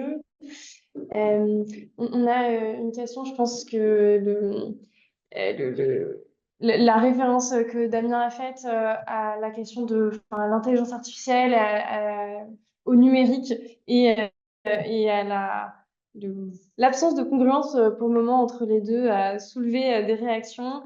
Une question qui est, est-ce qu'il y a des moyens pour combiner la formation à la transition écologique et la formation numérique? Damien, je vais te laisser la parole. Question épineuse s'il en est, puisque, bah, comme je le disais, aujourd'hui, on est sur des trajectoires vraiment divergentes en termes d'impact énergétique, d'impact climatique, du numérique et de la transition écologique. Donc, c'est vrai qu'aujourd'hui, les entreprises du numérique commencent à prendre conscience qu'elles ont un impact climatique. Maintenant, pour l'impact sur les ressources minérales et encore pire sur la biodiversité, le niveau de conscience est vraiment encore très, très faible. Donc, on a vraiment l'enjeu à faire monter en compétence le secteur du numérique, évidemment, mais du côté des formateurs au numérique, il y a aussi un rôle important, justement, pour montrer qu'il ne faut pas développer des services numériques sans prendre en compte cette dimension-là de manière native, de manière structurelle. Donc, typiquement, quand on va former, alors il y a deux points. Je dirais qu'il y a l'utilisation d'un service numérique existant quand on n'est pas quelqu'un qui travaille dans le secteur du numérique. Donc là, on est plus sur des bonnes pratiques du quotidien, réutiliser le matériel, le réparer, limiter, par exemple, les qualités des vidéos quand il n'y a pas besoin d'aller sur de la 4K. Mais ensuite, quand on est vraiment un salarié du numérique, là, on est sur des choses beaucoup plus structurelles, où il va falloir être capable de faire ce qu'on appelle de la formation en Green IT, à l'IT for Green. Donc ça veut dire développer un service numérique qui soit plus responsable dans ses moyens d'agir. Et l'IT for Green, c'est plutôt mettre en place un service numérique qui soit dédié à la transition écologique, dont l'objectif est de servir la transition écologique. Et ça, c'est encore extrêmement peu développé. Donc pour moi, il faut développer les compétences des formateurs en la matière. Merci Damien. J'en profite pour compléter, pour vous rappeler ou vous informer, si vous ne le savez pas déjà, que dans le cadre des travaux qu'on a publiés sur les formations du supérieur en gestion, donc l'intégration des enjeux de transition écologique dans les formations en gestion dans le supérieur, on a aussi, avec l'appui du groupe d'experts numériques, car on travaille beaucoup chez Project sur l'impact climatique et énergétique du numérique, développé un socle de compétences pour les professionnels de la gestion dans les secteurs du numérique. Et donc, si vous cherchez ça dans nos rapports, dans nos travaux sur l'enseignement supérieur, vous aurez un socle assez détaillé si vous voulez creuser ce sujet. On a également, alors on saute évidemment d'un sujet à l'autre, on a une question, remarque, commentaire sur le rôle des CSE, qui en effet qui souligne l'importance du budget de fonctionnement, en tout cas dans les grandes entreprises, et avec les personnes qui sont déléguées du personnel, qui sont qui ont leur casquette de citoyens et d'actifs. Et la question est comment s'assurer que les connaissances et les prises de conscience soient correctement partagées au sein des CSE. Cécile, je vais te faire réagir là-dessus. Oui, volontiers. Alors effectivement, j'ai eu l'occasion de citer un sondage de Syndex, je crois, de mémoire, qui nous montre que les représentants élus des CSE sont conscients de leur rôle, mais que quelque part, il manque de ces compétences pour se faire. C'est particulièrement notoire, et là, c'est aussi l'ancienne DRH qui parle. Nous avons par exemple l'obligation dans le dialogue social de dialoguer entre partenaires sociaux sur des indicateurs environnementaux depuis déjà quelques années. C'est une obligation, je crois, qui ne vit pas, qui vit très peu. Donc, il y a besoin de se former pour pouvoir produire ces indicateurs, en faire un objet de dialogue et de discussion important. Et puis, le champ, qui n'est pas un nouveau champ du dialogue social, mais qui est important, c'est le champ de la gestion prévisionnelle des emplois, des compétences et des parcours, qui est également relativement peu investi. On sait que toutes les entreprises de plus de 300 salariés doivent négocier sur ce sujet, ça n'est pas le cas. Et que dans ces négociations, plus les parties prenantes sont conscientes des enjeux écologiques qui affectent leur secteur, les emplois de leur entreprise, de leur établissement, et plus ils pourront avoir aussi un dialogue éclairé en s'appuyant notamment sur les travaux prospectifs disponibles dont nous les invitons à prendre compte. Voilà, avec quelques quand même retours des organisations syndicales que nous avons pu rencontrer qui commencent à mettre en place des outils, à mettre en place des formations, parce qu'effectivement, c'est un domaine pointu que les élus du personnel ne maîtrisent pas naturellement, pas plus d'ailleurs que les équipes RH. Et puis on a une réaction dans le chat d'une personne qui indique que dans sa société, il y a une commission au niveau du CSE, j'imagine une commission environnementale qui vient d'être lancée. Donc, c'est toujours agréable d'avoir ces petits retours du terrain positifs. Je pense que... Alors, je regarde les dernières questions qui sont arrivées, mais je me demande si on ne va pas passer, alors qu'il est... on ne va pas passer tout de suite à la table ronde.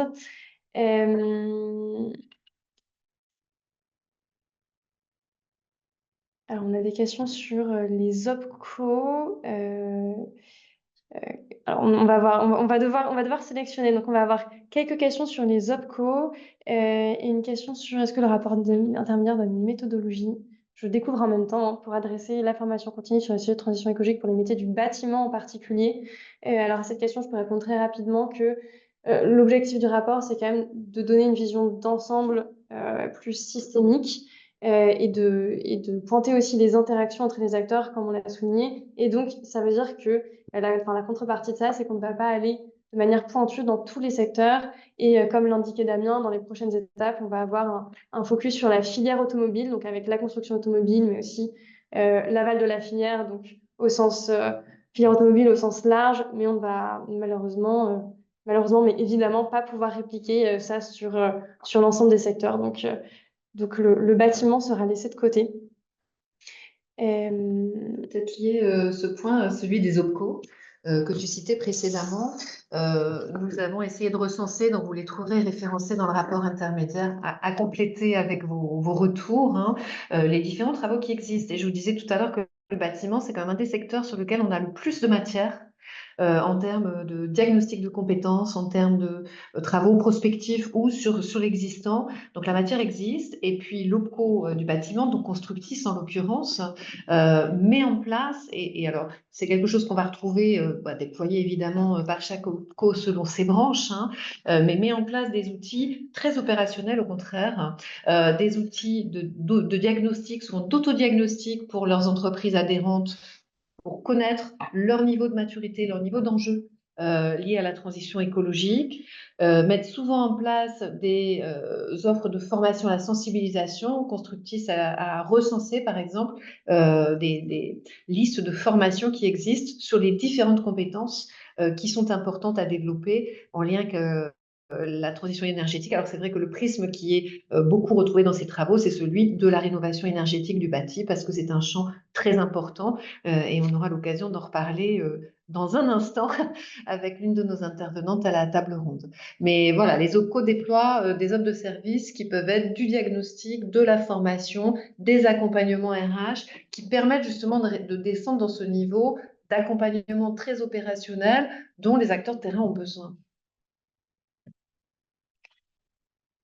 Bien, merci Cécile et merci à toutes et tous pour vos questions. Désolée de ne pas avoir pu répondre à toutes, mais je pense qu'on a quand même assez bien balayé les questions que vous aviez. Mais je vais vous proposer de passer à la table ronde. En fait, je vais laisser Cécile finalement introduire cette table ronde et nos intervenants. Merci beaucoup et puis merci. Et bien justement, je vois... on fait un petit réglage pour que je puisse virtuellement être autour de cette table avec nos invités que je remercie beaucoup d'avoir répondu à notre proposition. Donc Ariane Comorne, qui est cofondatrice de la Solive. La Solive, c'est une école de la rénovation énergétique qui a pour mission d'adresser le besoin de main-d'œuvre qualifiée dans la rénovation énergétique. Voilà, on en parlait à l'instant. Bonjour Ariane, et de faire monter le secteur en compétences. Pour compléter cette introduction, hein, je préciserai que on a des estimations entre 250 000 et 635 000 professionnels nécessaires pour la rénovation énergétique d'ici 2030. Donc, on voit l'ampleur de l'enjeu. À ses côtés, Brice Philippe. Bonjour Brice. Brice, vous êtes un homme de formation, mais vous êtes un homme de formation en charge des transitions environnementales et énergétiques pour la région Grand Est, au sein d'une formation qui s'appelle Direction de la formation pour l'emploi, donc qui annonce la couleur, puisque les régions ont ce mandat de la formation des demandeurs d'emploi. Et puis, j'accueille également Jean-Baptiste Drouet.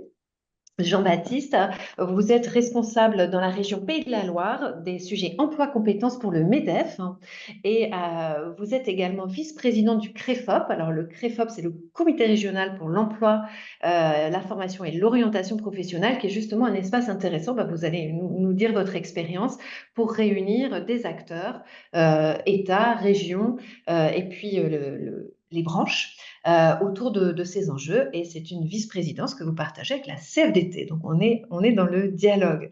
Merci beaucoup à tous les trois d'avoir accepté de donner un petit peu plus d'éclairage terrain, finalement, à notre présentation qui était peut-être plus macro, et vous allez mettre là de la chair et de vos retours d'expérience. Peut-être tout simplement pour commencer de vous demander à chacune et chacun si vous voulez bien partager vos réactions en quelques minutes sur ce qui vient de vous être présenté.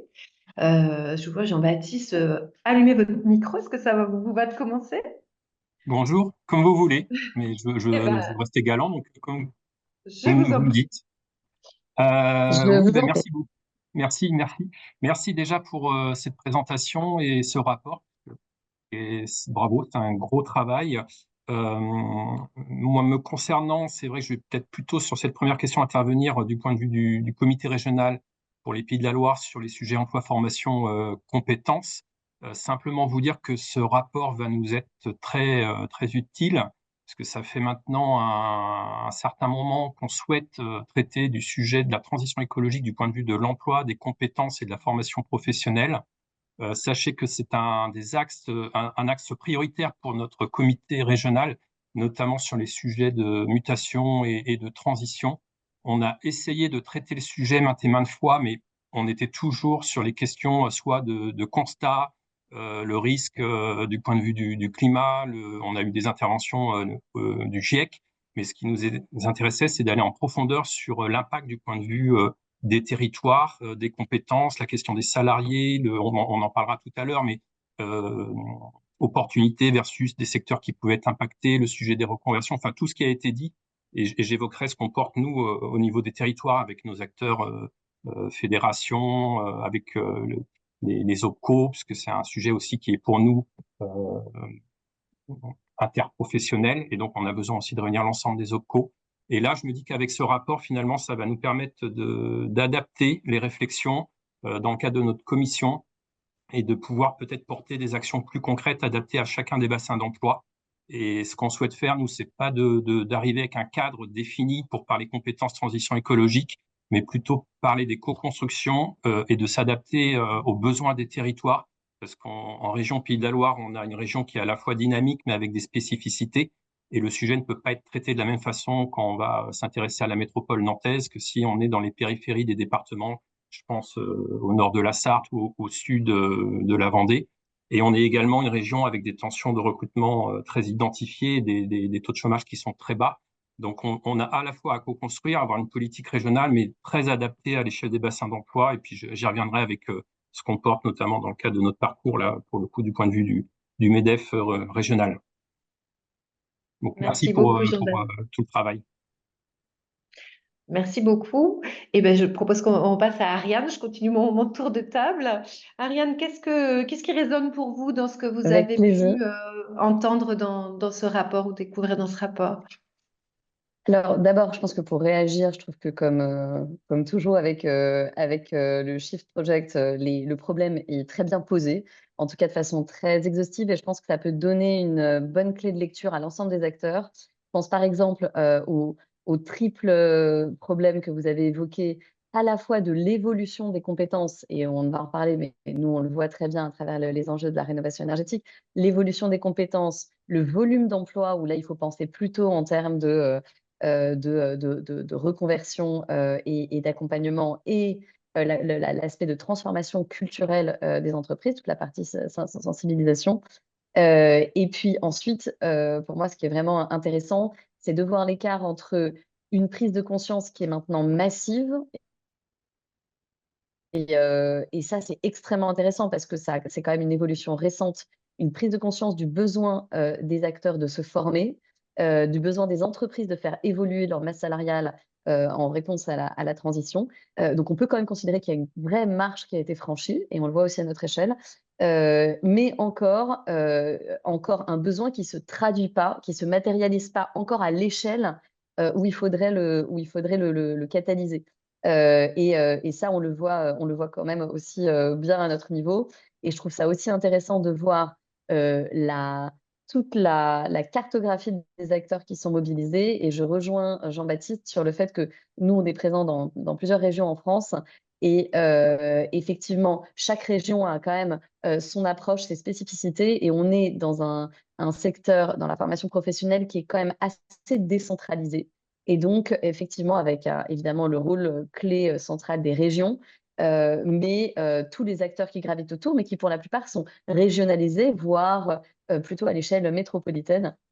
Et du coup, c'est très important d'avoir des réponses très ancrées dans les territoires. Et on le voit là, je suis à Marseille pour l'ouverture, dans le cadre de l'ouverture de notre 4e campus. Et effectivement, c'est fondamental de comprendre comment ça fonctionne dans chaque territoire où on va déployer les dispositifs de formation.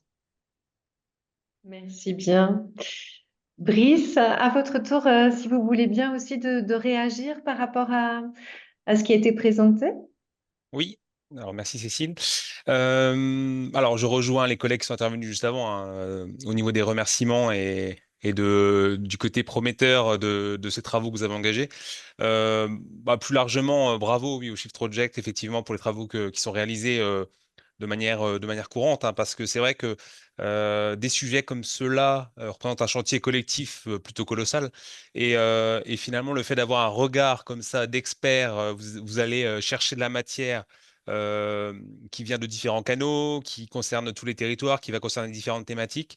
Ça nous amène vraiment un regard macro qui est toujours très très utile parce que c'est vrai qu'on a tendance à regarder ce qui va se passer dans notre région, sur notre territoire, etc. C'est toujours intéressant d'avoir un regard beaucoup plus large avec un cadre scientifique également méthodologique précis qui est posé pour éclairer les travaux et les perspectives qui s'offrent à nous. Par rapport à tout ce qui a été évoqué tout à l'heure, j'aurais bien du mal à faire une synthèse de ce sur quoi j'aurais envie de rebondir, tellement il y a d'éléments qui seraient intéressants de regarder de plus près. Toutefois, je me suis mis quelques coups de surligneur sur 2-3 aspects quand même qui sont extrêmement intéressants, notamment la formation continue comme vecteur de transformation culturelle, par exemple. Donc le côté développement personnel un peu global qu'il peut y avoir derrière ça. Il y a à la fois le côté professionnel, les compétences pures, mais il y a également grandir comme citoyen finalement aussi. Donc ces aspects-là sont extrêmement intéressants et font sens, je trouve. Bon, dans les aspects un peu plus compliqués peut-être, mais on y reviendra et ça ressort beaucoup dans vos éléments de synthèse.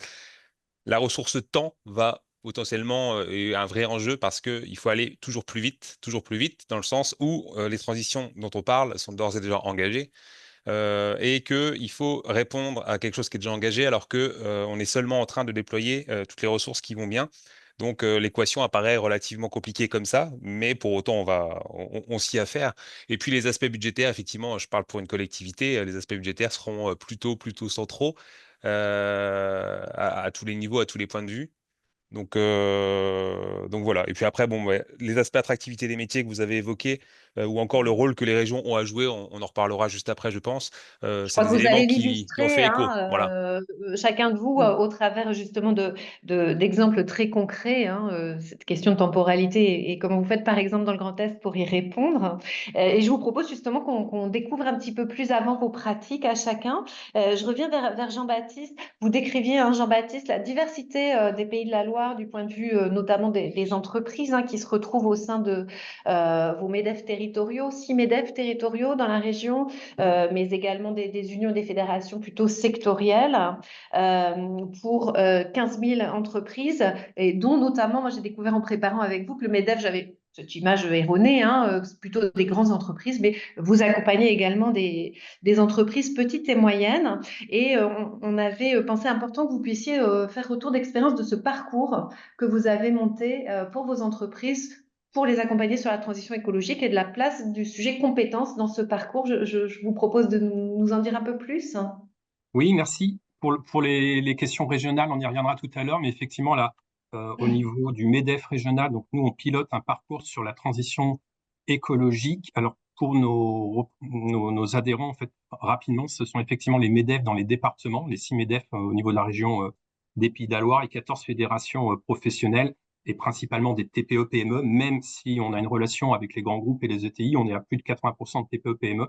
Donc, sur les représentations parfois de l'organisation patronale, on représente l'ensemble du tissu économique, et forcément, le tissu économique en région Pays de la Loire, ce sont avant tout les TPE-PME, avec cette richesse d'avoir une diversité de secteurs d'activité, justement cette relation entre les petites et les grandes entreprises. Et je pense que sur le sujet des compétences et de la transition écologique, c'est aussi intéressant de créer des synergies entre petites et grands groupes, et à la fois les ETI, qui ont des décisions à l'échelle des territoires. Sur le parcours donc transition écologique, pour aller un peu dans le concret, nous, au niveau du MEDEF régional, on a eu un retour, une attente de nos entreprises via nos adhérents pour évoquer l'impact de la transition écologique et de réfléchir aux opportunités également que pouvait avoir cette transition. Et donc, on a imaginé un parcours qu'on a travaillé avec l'ADEME. Donc, c'est un parcours qui est soutenu par l'ADEME pour aller plutôt sur le très concret, le technique et le factuel de la transition écologique. Donc, on a commencé à aborder le sujet sur les formats un peu B.A.B.A. comme la fresque du climat. Puis ensuite, on a évoqué les sujets autour des trajectoires carbone. Puis aujourd'hui, on travaille sur les fresques de l'eau, la biodiversité, le coût énergétique quand c'était un sujet fort et d'actualité. Bref, on a eu des ateliers très factuels, et finalement, au bout d'un moment, on s'est dit, mais il manque quand même quelque chose derrière ce très factuel. Ça a été dit tout le long de la présentation du rapport, c'est la question de l'humain, la question du capital humain, des compétences, du dialogue avec les salariés à la fois en interne dans les entreprises, mais également la question du dialogue territorial et comment on peut co-construire le sujet de la transition écologique avec toutes les parties prenantes à l'échelle d'un bassin d'emploi. Et en interrogeant nos fédérations et nos MEDEF territoriaux, on s'est rendu compte qu'il fallait rajouter une brique à ce parcours et un atelier vraiment focus sur le sujet des compétences, de la formation professionnelle et du dialogue.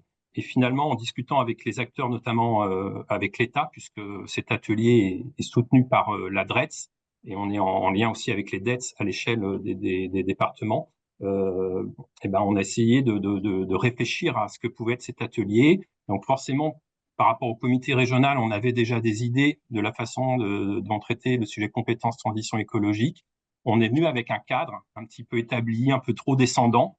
Et à force de discuter à la fois avec la DRETS, les acteurs en territoire, les MEDEF, les fédérations et surtout les entreprises, on s'est rendu compte finalement qu'il ne fallait pas arriver avec un format descendant, mais plutôt se servir des initiatives d'entreprises qui étaient portées, les enjeux identifiés, et là de se dire qu'il n'y a pas un cadre descendant, mais il y a une multiple façon de traiter le sujet de la transition écologique du point de vue de l'enjeu.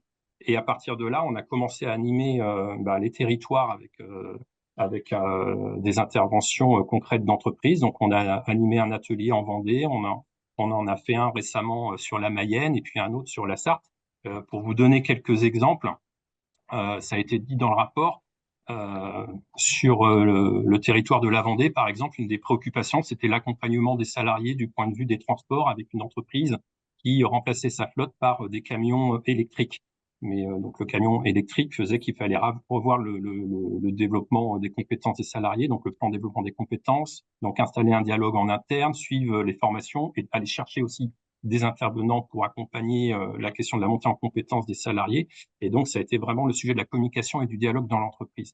Je vous donne un autre exemple, et ça a été aussi évoqué sur la Mayenne, sur la question du bâtiment et de la rénovation des bâtiments sur l'énergétique. Et là, la difficulté, c'était l'offre de formation sur le territoire de la Mayenne. Et les entreprises de ce secteur, avec cette approche métier, plutôt que d'être dans des enjeux de concurrence, se sont réunis, ont porté une démarche collective, donc plusieurs entreprises du bâtiment sur les mêmes métiers, pour ensuite aller chercher les acteurs, notamment acteurs au niveau de la dette, les acteurs de l'emploi, les développeurs économiques, à l'échelle aussi des territoires sur les EPCI, pour voir ce qui pouvait être construit en termes d'offres de formation et finalement répondre à cette problématique de compétences qui n'était pas disponible sur le territoire de la Mayenne. Et aujourd'hui, on a une nouvelle offre de formation qui est en train de se constituer. Alors, parfois avec de l'ajout de blocs compétences sur des parcours certifiants, mais parfois ça va un peu plus loin pour avoir les compétences disponibles dans un territoire où le taux de chômage est extrêmement bas, puisque la Mayenne est le département en France avec le plus bas taux de chômage. Et quand je parlais tout à l'heure de la Vendée, les herbiers en Vendée, c'est le bassin d'emploi avec le plus bas taux de chômage de France. Donc nous, on a cette problématique-là. Demain, on va être sur le territoire de la Sarthe. Et la Sarthe, ça va être une autre problématique. Ça va être potentiellement l'impact sur des filières métiers, notamment le secteur de l'automobile.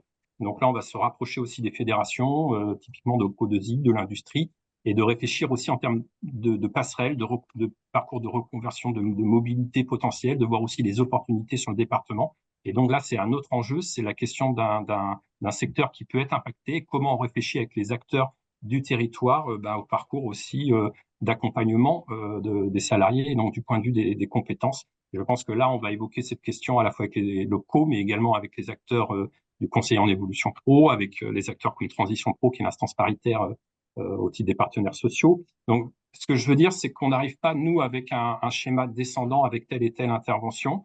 On a d'abord les entreprises qui cernent leurs enjeux, leurs problématiques, et on intervient à ce niveau-là. Et ensuite, on va faire intervenir la dette locale qui connaît les enjeux, les acteurs de développement économique du territoire. Et puis, je pense que demain, on aura des instances qui peuvent aussi porter ces sujets-là. Ça n'a pas forcément été évoqué, mais l'organisation France Travail, puisque France Travail demain traitera aussi du sujet du point de vue des compétences, des demandeurs d'emploi, mais je pense qu'on va avoir du point de vue de la conjoncture économique actuellement sans doute des secteurs qui peuvent être plus ou moins impactés et donc traiter du sujet des mobilités professionnelles, des freins périphériques à l'emploi et donc des reconversions.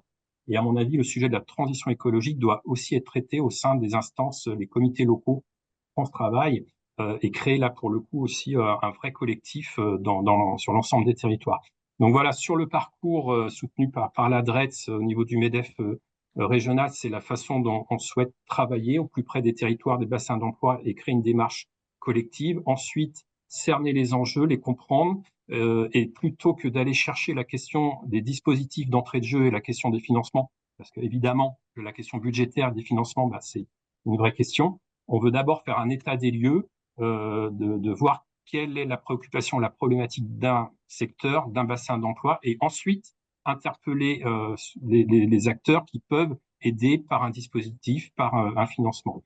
On a aujourd'hui, le FNE a été évoqué, peut-être qu'on aura un sujet sur Transco demain, notamment versus transition écologique, la question des moyens, des financements. On discute évidemment avec la région, mais les dispositifs et les financements seront efficaces et à bon escient à partir du moment où on se pose la bonne question et qu'on part de l'enjeu du point de vue de l'entreprise. Alors, je sais bien qu'il faut considérer l'entreprise comme actrice du sujet. Parfois, on dit que l'entreprise ne s'engage pas suffisamment. Il y a des entreprises qui sont quand même très engagées du point de vue des problématiques et de RSE. Peut-être que sur la question des TPE, PME, et quand bien même il y a beaucoup de PME qui sont très engagées, il y a cette idée aussi d'accompagner, de sensibiliser, d'intervenir dans les entreprises. Et je pense qu'il y a un vrai travail de proximité à faire en termes de formation. On parlait du dialogue tout à l'heure. Je pense que demain, plus on a d'acteurs à intervenir au sein des entreprises, plus on peut soulever en fait les problématiques. Et donc, il faut de l'animation territoriale aussi pour officialiser les problématiques que rencontrent les entreprises. Et surtout, éviter qu'elles soient au pied du mur, qu'elles soient dans l'adaptation, dans l'anticipation. Une fois qu'elles sont aidées avec des réseaux d'acteurs experts, des facilitateurs, je pense là aussi aux missions des OPCO, je pense que ça peut être vraiment un acteur de proximité. On cerne l'enjeu et à ce moment-là, on peut questionner les acteurs État, région, les dispositifs, les moyens, les financements qui seront pour le coup mieux adaptés. Donc c'est la façon dont nous, on construit notre parcours et la façon dont on souhaite le piloter en lien aussi avec notre stratégie régionale. Donc, je pense qu'on va articuler ça avec votre rapport. Moi, ce que je retiens très fort dans votre témoignage, là, c'est rentrer par les enjeux et pas par les dispositifs et les financements, ce qui n'est pas forcément la bonne habitude qu'on a toujours dans la formation continue. Et puis, ne pas descendre, mais bien partir des acteurs. Hein, et dans votre parcours, les témoignages, c'était assez clé, visiblement, hein, pour créer aussi de la sensibilisation et de la dynamique d'échange entre pairs. Si on reste dans ces approches terrain, hein, merci, très, très, très riche. Euh, euh, on va focuser sur le secteur du bâtiment. On sait l'importance des enjeux en volume. On a vu que c'était quand même un secteur qui se préoccupait du sujet et qui mettait des choses en place. C'est un secteur aussi où on va retrouver des très petites entreprises aux côtés des autres acteurs. Alors, la Soli, finalement, Ariane, c'est une expérience qui a 3 ans, mais en 3 ans, vous avez quand même formé 1000 professionnels sur 4 métiers de la rénovation énergétique. Vous ouvrez des centres Marseille à l'instant. Vos formations se remplissent bien, vos taux d'insertion sont très élevés, hein, puisque vous formez des personnes qui sont dans des démarches de reconversion et qu'elles voilà, elles s'insèrent d'une façon remarquable à leur issue. Est-ce que vous pouvez nous en dire un petit peu plus justement sur les facteurs qui vous ont permis de déployer ces formations avec succès? Avec plaisir. Et encore, merci pour l'invitation. Alors peut-être je reviens juste effectivement sur le modèle qu'on a développé. Ça me permet d'expliquer un petit peu les challenges qu'on a rencontrés, ceux qu'on a réussi à lever. Donc nous, un peu comme disait Cécile tout à l'heure, on se situe sur une problématique qui est celle de la pénurie de professionnels qualifiés dans la rénovation énergétique des bâtiments. Donc, on est bien sur cet enjeu de volume d'emploi que vous évoquiez tout à l'heure, où effectivement, il y a, alors pour le préciser, en fait, il manque 250 000 équivalents temps plein dans notre secteur. Ça, c'est des rapports de France Stratégie et de Build Up Skills. Et ça se traduit en nombre de postes à pourvoir par plus de 600 000 postes à pourvoir d'ici 2030, parce qu'il y a aussi un vieillissement de cette population, donc un besoin massif en volume. Et donc, effectivement, le point de départ, c'était de dire, comme vous l'évoquiez tout à l'heure, on ne peut pas attendre qu'il y ait des gens qui se forment, uniquement des jeunes qui vont en plus avoir des formations assez longues et qui vont, pour répondre à ce besoin, il faut aussi aller chercher des gens soit dans des secteurs de l'économie, comme vous le disiez, qui vont être en décélération ou a fortiori notamment pour des raisons écologiques, ou des gens qui sont au chômage aujourd'hui pour les aider à se reconvertir. Et donc, on est dans cette niche, mais qui est quand même une assez grosse niche, comme vous le disiez. Et du coup, tout l'enjeu, c'est de dire, il faut pouvoir, vu l'ampleur des besoins, il faut pouvoir déployer un modèle de formation qui passe à l'échelle et qui puisse se déployer sur tout le territoire, puisque le besoin, en plus, est réparti, peut-être contrairement à certaines industries, mais il est vraiment réparti sur tous les territoires. Et donc aujourd'hui, ce qu'on fait, c'est qu'on forme des gens, par exemple, à des métiers, à la fois des métiers de prescription, des chefs de projet en rénovation énergétique, par exemple, de gens qui viennent de tout secteur, de partout et qui veulent se reconvertir en quelques mois, en 4 mois en l'occurrence, et trouver un job à l'issue, ou des profils plutôt de techniciens et d'artisans. On forme, par exemple, des installateurs de pompes à chaleur, des installateurs de panneaux solaires, on lance là un cursus pour former des conducteurs de travaux, etc. Donc, c'est des gens qui vont vraiment piloter, réaliser des chantiers et avec un modèle où effectivement, en fait, on va les matcher avec des entreprises, même dès avant leur entrée en formation, pour être sûr qu'ils aient un taux d'emploi à la sortie. Et ce qui fait qu'aujourd'hui, on a plus de 90% de taux d'emploi à la sortie. Et c'est évidemment notre boussole. Aujourd'hui, nous, effectivement, c'est de la formation. Ce n'est pas de la sensibilisation, c'est de la formation de gens qui doit déboucher de façon sûre sur un emploi qui a un impact écologique. Donc, les challenges, si on fait ça, ils sont triples. Il y a 3. Et le premier, c'était évidemment pour nous, quand on s'est lancé, de dire bah, si les métiers, en l'occurrence les métiers du bâtiment, aujourd'hui sont peu attractifs et on est obligé de le constater, ce n'est pas aujourd'hui des métiers qui attirent massivement. Et c'est historique, ça fait assez longtemps. C'est souvent vu comme la voie de garage de l'orientation, bien malheureusement. Donc, comment on arrive à montrer que ces métiers sont intéressants, sont attractifs? Comment on attire des gens vers ces métiers? Donc, il y a un premier enjeu qui est un enjeu d'image. Et si on veut massivement attirer des gens vers ces métiers, il faut repenser complètement la façon dont on communique sur ces métiers, dont on montre des histoires de parcours, dont on montre à la fois le fait que les gens vont être sûrs d'avoir un job, qu'ils vont avoir un impact sur la planète. On a un énorme facteur d'attractivité aujourd'hui ça reste, comme disait Cécile, un secteur de petites entreprises, de bâtiments. très largement. Il faut avoir en tête, si on zoome sur la rénovation, c'est 95% de boîtes de moins de 10 salariés. Et ces boîtes de moins de 10 salariés représentent 2/3 du chiffre d'affaires du secteur. Donc c'est vraiment, que ce soit voilà, en volume, en valeur, c'est quand même et ça ouvre la possibilité à beaucoup de gens aussi de monter leur boîte ou de reprendre des entreprises puisque, comme je le disais, c'est un secteur vieillissant où beaucoup de gens partent à la retraite. Donc un enjeu d'attractivité. Deuxième gros enjeu, c'est un enjeu de condensation du temps de formation. Donc, comment on fait pour dire des gens qui se reconvertissent, ils n'ont pas 2 ans pour pouvoir se former sur ces métiers. Alors, comment on accélère beaucoup ce temps de formation? Et donc, en fait, on a vraiment revu l'approche pédagogique. Je pourrais zoomer si ça vous intéresse, mais pour se dire, d'abord, comment on cible exactement le référentiel de compétences sur les compétences qui sont clés aujourd'hui et comment on fait en sorte que, nous on dit souvent, qu'il n'y ait pas 1 minute de perdu, c'est vraiment très très loin, mais pas 1 minute de temps perdu en formation.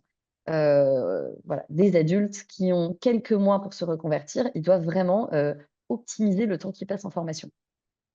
Donc, réduire le temps de formation. Et troisième chose, c'était vraiment travailler avec les entreprises, alors c'est même en amont, pour être 100% sûr que tout le monde trouve un travail et aussi que les entreprises puissent se projeter dans des recrutements. Puisque, comme je vous le dis, maintenant, de plus en plus, c'est les entreprises qui payent en fait la formation parce qu'elles ont des besoins de recrutement. Effectivement, il faut quand même qu'elles puissent se projeter dans ces recrutements. Et donc, ça a été le triple enjeu. On progresse sur ces 3 dimensions. La première, je pense qu'il y a des signes extrêmement encourageants. On voit que là, maintenant, il y a de plus en plus de gens qui postulent. On a des milliers maintenant de candidatures par mois. C'est vraiment un mouvement qui se lance aujourd'hui. Avant, ce n'était pas un sujet de se reconvertir dans la rénovation énergétique. Ça le devient. Les gens se disent, tiens, c'est un secteur, on a encore beaucoup de travail à faire, notamment sur la partie métier manuel, mais on sent qu'il y a un mouvement qui s'enclenche.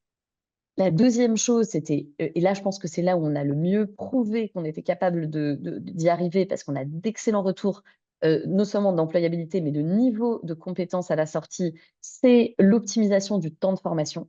Et je pense qu'il y a énormément de choses encore à faire avec ça. On travaille avec pas mal de partenaires sur nos sujets, des partenaires qui sont des acteurs historiques de la formation à la rénovation énergétique. Je pense à l'ASDER, je pense à des acteurs, notamment des CFA, etc., sur comment on réfléchit à l'optimisation du temps de formation.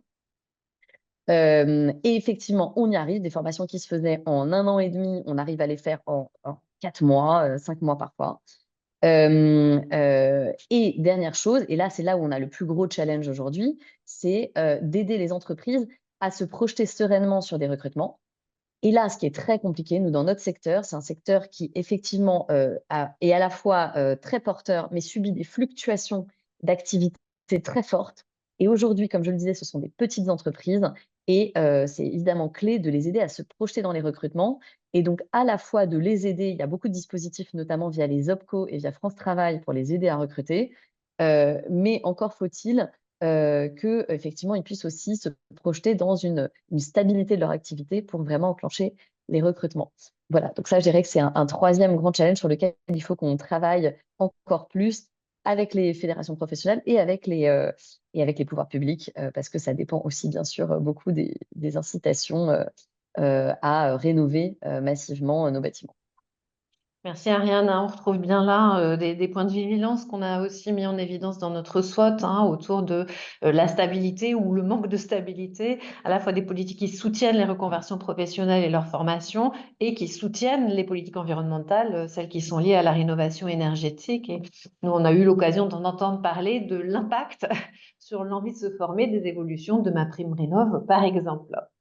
Merci beaucoup de ces éléments aussi concrets. Vous rentrez là dans la pédagogie. J'aurais un tout petit point de précision avant d'ouvrir sur le focus régional de Brice. C'est la question de l'impact, parce que finalement, vous nous parlez de ces toutes petites entreprises, ces artisans qui vont accueillir une personne que vous avez formée, qui va remettre en question les pratiques professionnelles. Comment aujourd'hui vous pouvez aussi contribuer, parce que c'est votre deuxième mission, à professionnaliser le secteur dans son ensemble pour que ces nouvelles compétences acquises, elles puissent vraiment être mises en œuvre? Oui, alors c'est une très bonne question parce que nous, on essaye effectivement de mesurer notre impact. Alors, évidemment, pour nous, il y a un premier critère d'impact qui est le fait que les gens restent en emploi dans le secteur après plusieurs années. Évidemment, c'est bien de les avoir reconvertis, c'est bien qu'ils aient trouvé un emploi, mais c'est bien aussi qu'ils restent dans le secteur. Et là, on commence. Alors, comme vous dites, on est encore jeune et récent dans le secteur, mais avec 3 ans de retour d'expérience, on commence à voir qu'on a des très bons taux de rétention dans le secteur. On a quasiment, on a plus de 90% des gens qui ont trouvé un job dans le secteur qui sont toujours au moins 1 an, 2 ans après, toujours dans le secteur et qui ont fait des retours qualitatifs, sont très heureux de leur reconversion, ce qui est quand même très encourageant parce que, voilà, on se dit toujours évidemment en fonction de ce qu'ils vont trouver. Après, la deuxième volet de cet impact, c'est de savoir à quoi ils sont confrontés quand ils trouvent un job. En formation, ils ont appris effectivement comment on fait par exemple une rénovation performante, quels matériaux on peut utiliser, comment on installe une pompe à chaleur dans les règles de l'art pour être sûr qu'elle soit fonctionnelle pendant les 30 prochaines années. Voilà, on apprend des choses vraiment techniques. Et évidemment, quand nos apprenants arrivent dans les entreprises, certains, alors a fortiori, je pense, dans des entreprises artisanales, se disent, mais on revient vers nous en disant, mais c'est pas du tout ce que je vois, moi, c'est pas du tout ce qu'ils font, mais j'arrête pas de dire à mon patron qu'il faut pas faire comme ça. Et ce qui est intéressant, c'est qu'on a un retour d'anciens qui nous disent, mais en fait, moi, mon patron est hyper intéressé parce que justement, lui, il m'apporte son expérience, qui est quand même irremplaçable, mais moi, je lui apporte aussi un peu les éléments d'actualité des technologies, de la façon d'installer, de poser, etc. Et ça crée quand même une dynamique positive. Et puis, il y a ceux où, évidemment, ça crée un petit peu plus une crispation.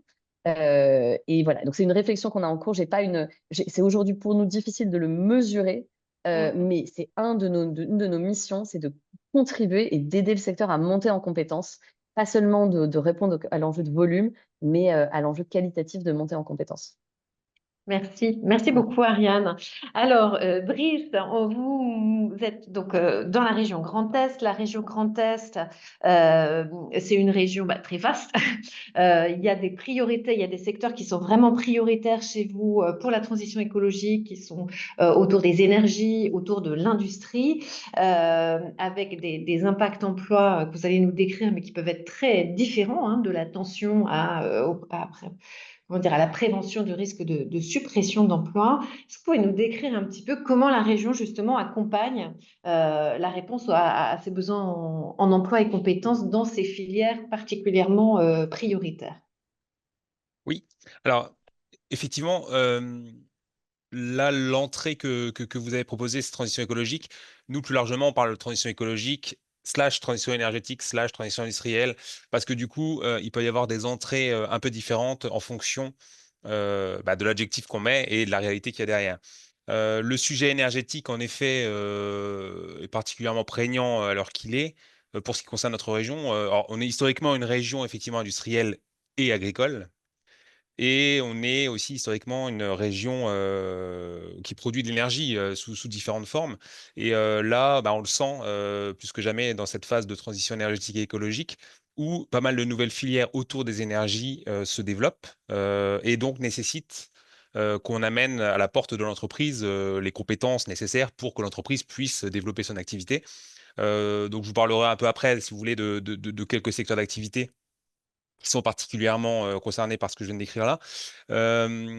Et on a une spécificité, alors qui n'est pas propre aux transitions écologiques, mais qui est quand même impactée dans le bon sens comme dans le mauvais sens aussi, c'est que la région Grand Est, outre les 10 départements qui la composent, on est une région qui est tournée vers 4 pays européens, avec à la fois de la fuite de talents. Donc, on a tout un tas de personnes qui sont formées, compétentes et qui passent la frontière pour aller travailler dans une entreprise allemande, luxembourgeoise, belge ou suisse.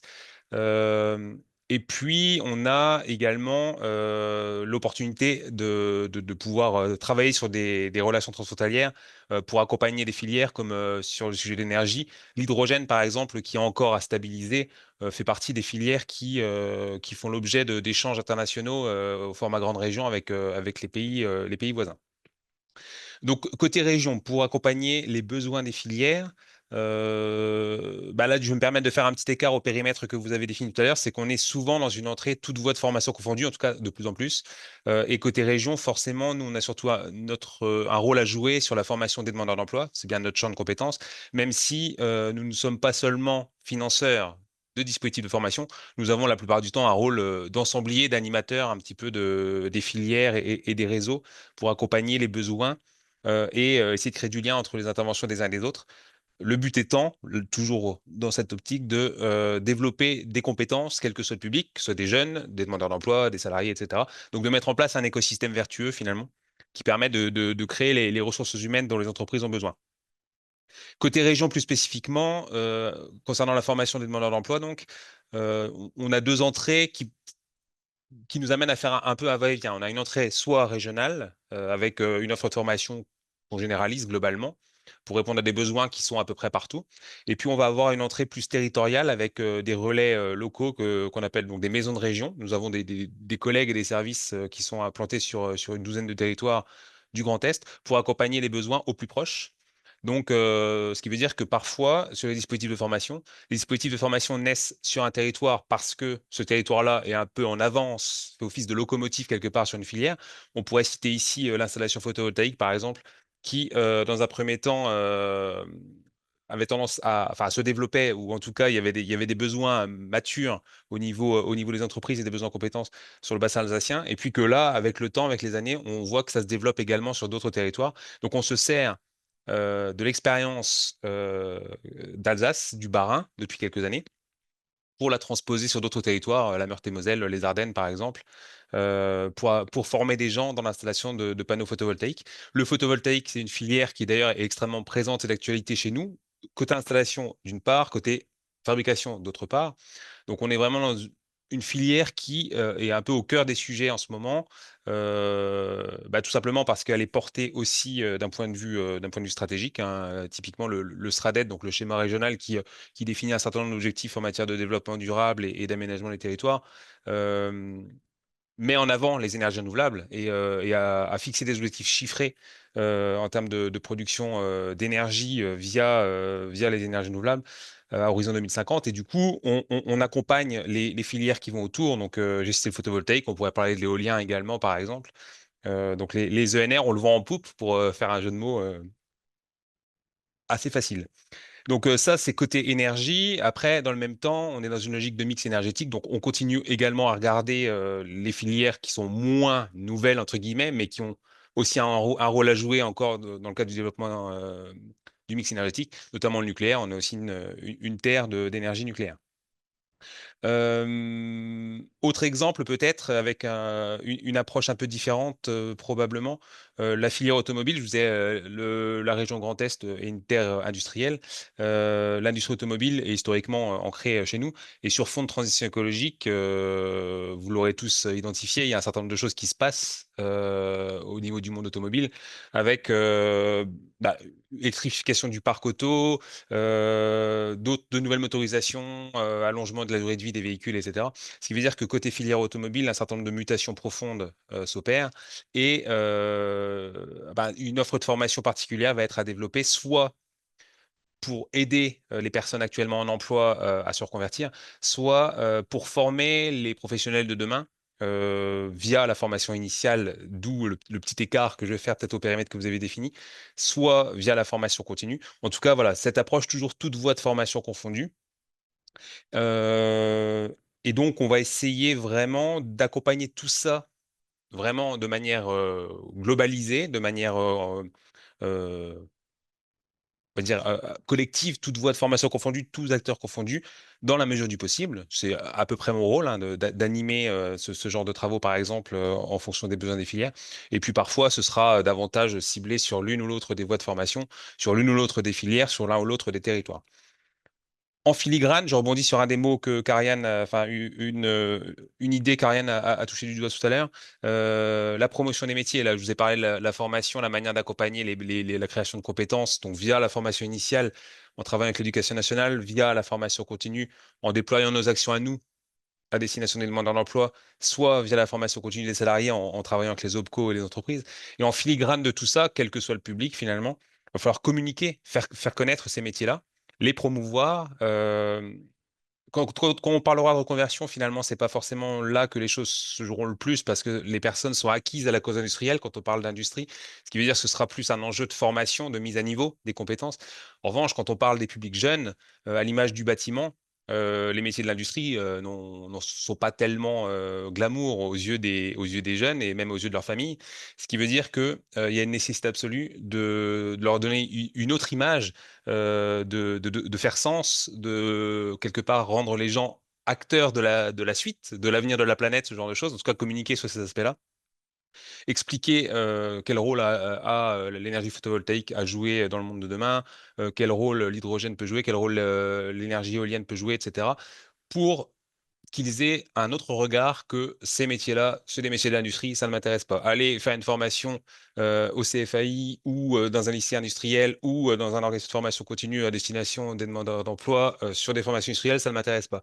Et là, l'idée de fond, c'est de leur dire, oui, ce sont des métiers industriels si on veut, mais regardez en gros ce qu'ils visent, regardez ce qu'ils couvrent, regardez la philosophie qu'il y a derrière et, venez vous y intéresser, venez regarder.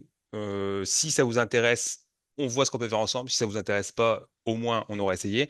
Et chacun sera libre ensuite de partir vers un autre secteur d'activité si celui-ci ne l'a pas convaincu. Voilà. Merci Brice, hein. Je crois qu'effectivement ce que vous rappelez là est quelque chose qu'on partage complètement, notamment à l'échelle d'un territoire. Nous focusons dans cette étude sur la formation continue parce que nous pensons qu'elle a des éléments de réponse et des leviers de réponse spécifiques et des cartes à jouer, mais ça se joue bien dans un puzzle dans lequel la formation initiale a un rôle à jouer. Et je crois que ce que vous rappelez là et qui se trouve aussi en filigrane de vos 3 interventions, c'est que ce travail sur la connaissance des métiers et des compétences de la transition écologique, il faut le développer auprès de tous les publics, jeunes, actifs en poste, actifs dans des projets de reconversion, puisque on a vu aussi, et je ne sais pas si c'est ce que vous constatez les uns les autres dans vos champs, mais ces actifs sont peut-être aussi ceux qui sont à sensibiliser particulièrement aux opportunités professionnelles que cela peut représenter pour eux dans ces différents champs. On aurait aimé continuer l'échange avec vous 3 bien avant, puis malheureusement on est déjà un tout petit peu en retard sur notre planning. Je voudrais à nouveau vraiment vous remercier, espérer que aussi pour tous les 3 vous avez pu ressentir pendant ces quelques temps la richesse des échanges aussi entre acteurs et l'envie de faire plus ensemble et la façon dont vous maillez ça aussi déjà et puis que ça puisse inspirer d'autres personnes. Et je vous remercie beaucoup et je repasse la main à Vinciane qui va nous emmener dans la suite et ça. Tout à fait, mais merci beaucoup pour ces témoignages de terrain qui sont en effet très riches. Pardon, des petits sujets techniques. Donc merci de votre attention. Je vous invite, alors enfin, on va soit vous libérer, soit si vous êtes inscrit à un atelier, on vous donne rendez-vous à 16h05 après une courte pause sur les liens que vous avez reçus. Donc ce n'est pas le lien du webinaire, c'est un autre lien que vous avez reçu par mail. Et pour les autres, vous pouvez retourner vaquer à vos occupations, mais évidemment avec j'espère l'envie de nous faire des retours sur le rapport. Encore une fois, il est disponible. Vous avez dû recevoir le lien par email dans la journée, mais il est aussi disponible sur le site du Shift Project. Donc voilà, vos retours nous seront très précieux. Merci infiniment à toutes les personnes, encore une fois, qui ont contribué à ce rapport, de près ou de loin, qui nous ont déjà fait des retours, qui participent au groupe de travail. Et il me reste à vous souhaiter une très bonne après-midi. Au revoir.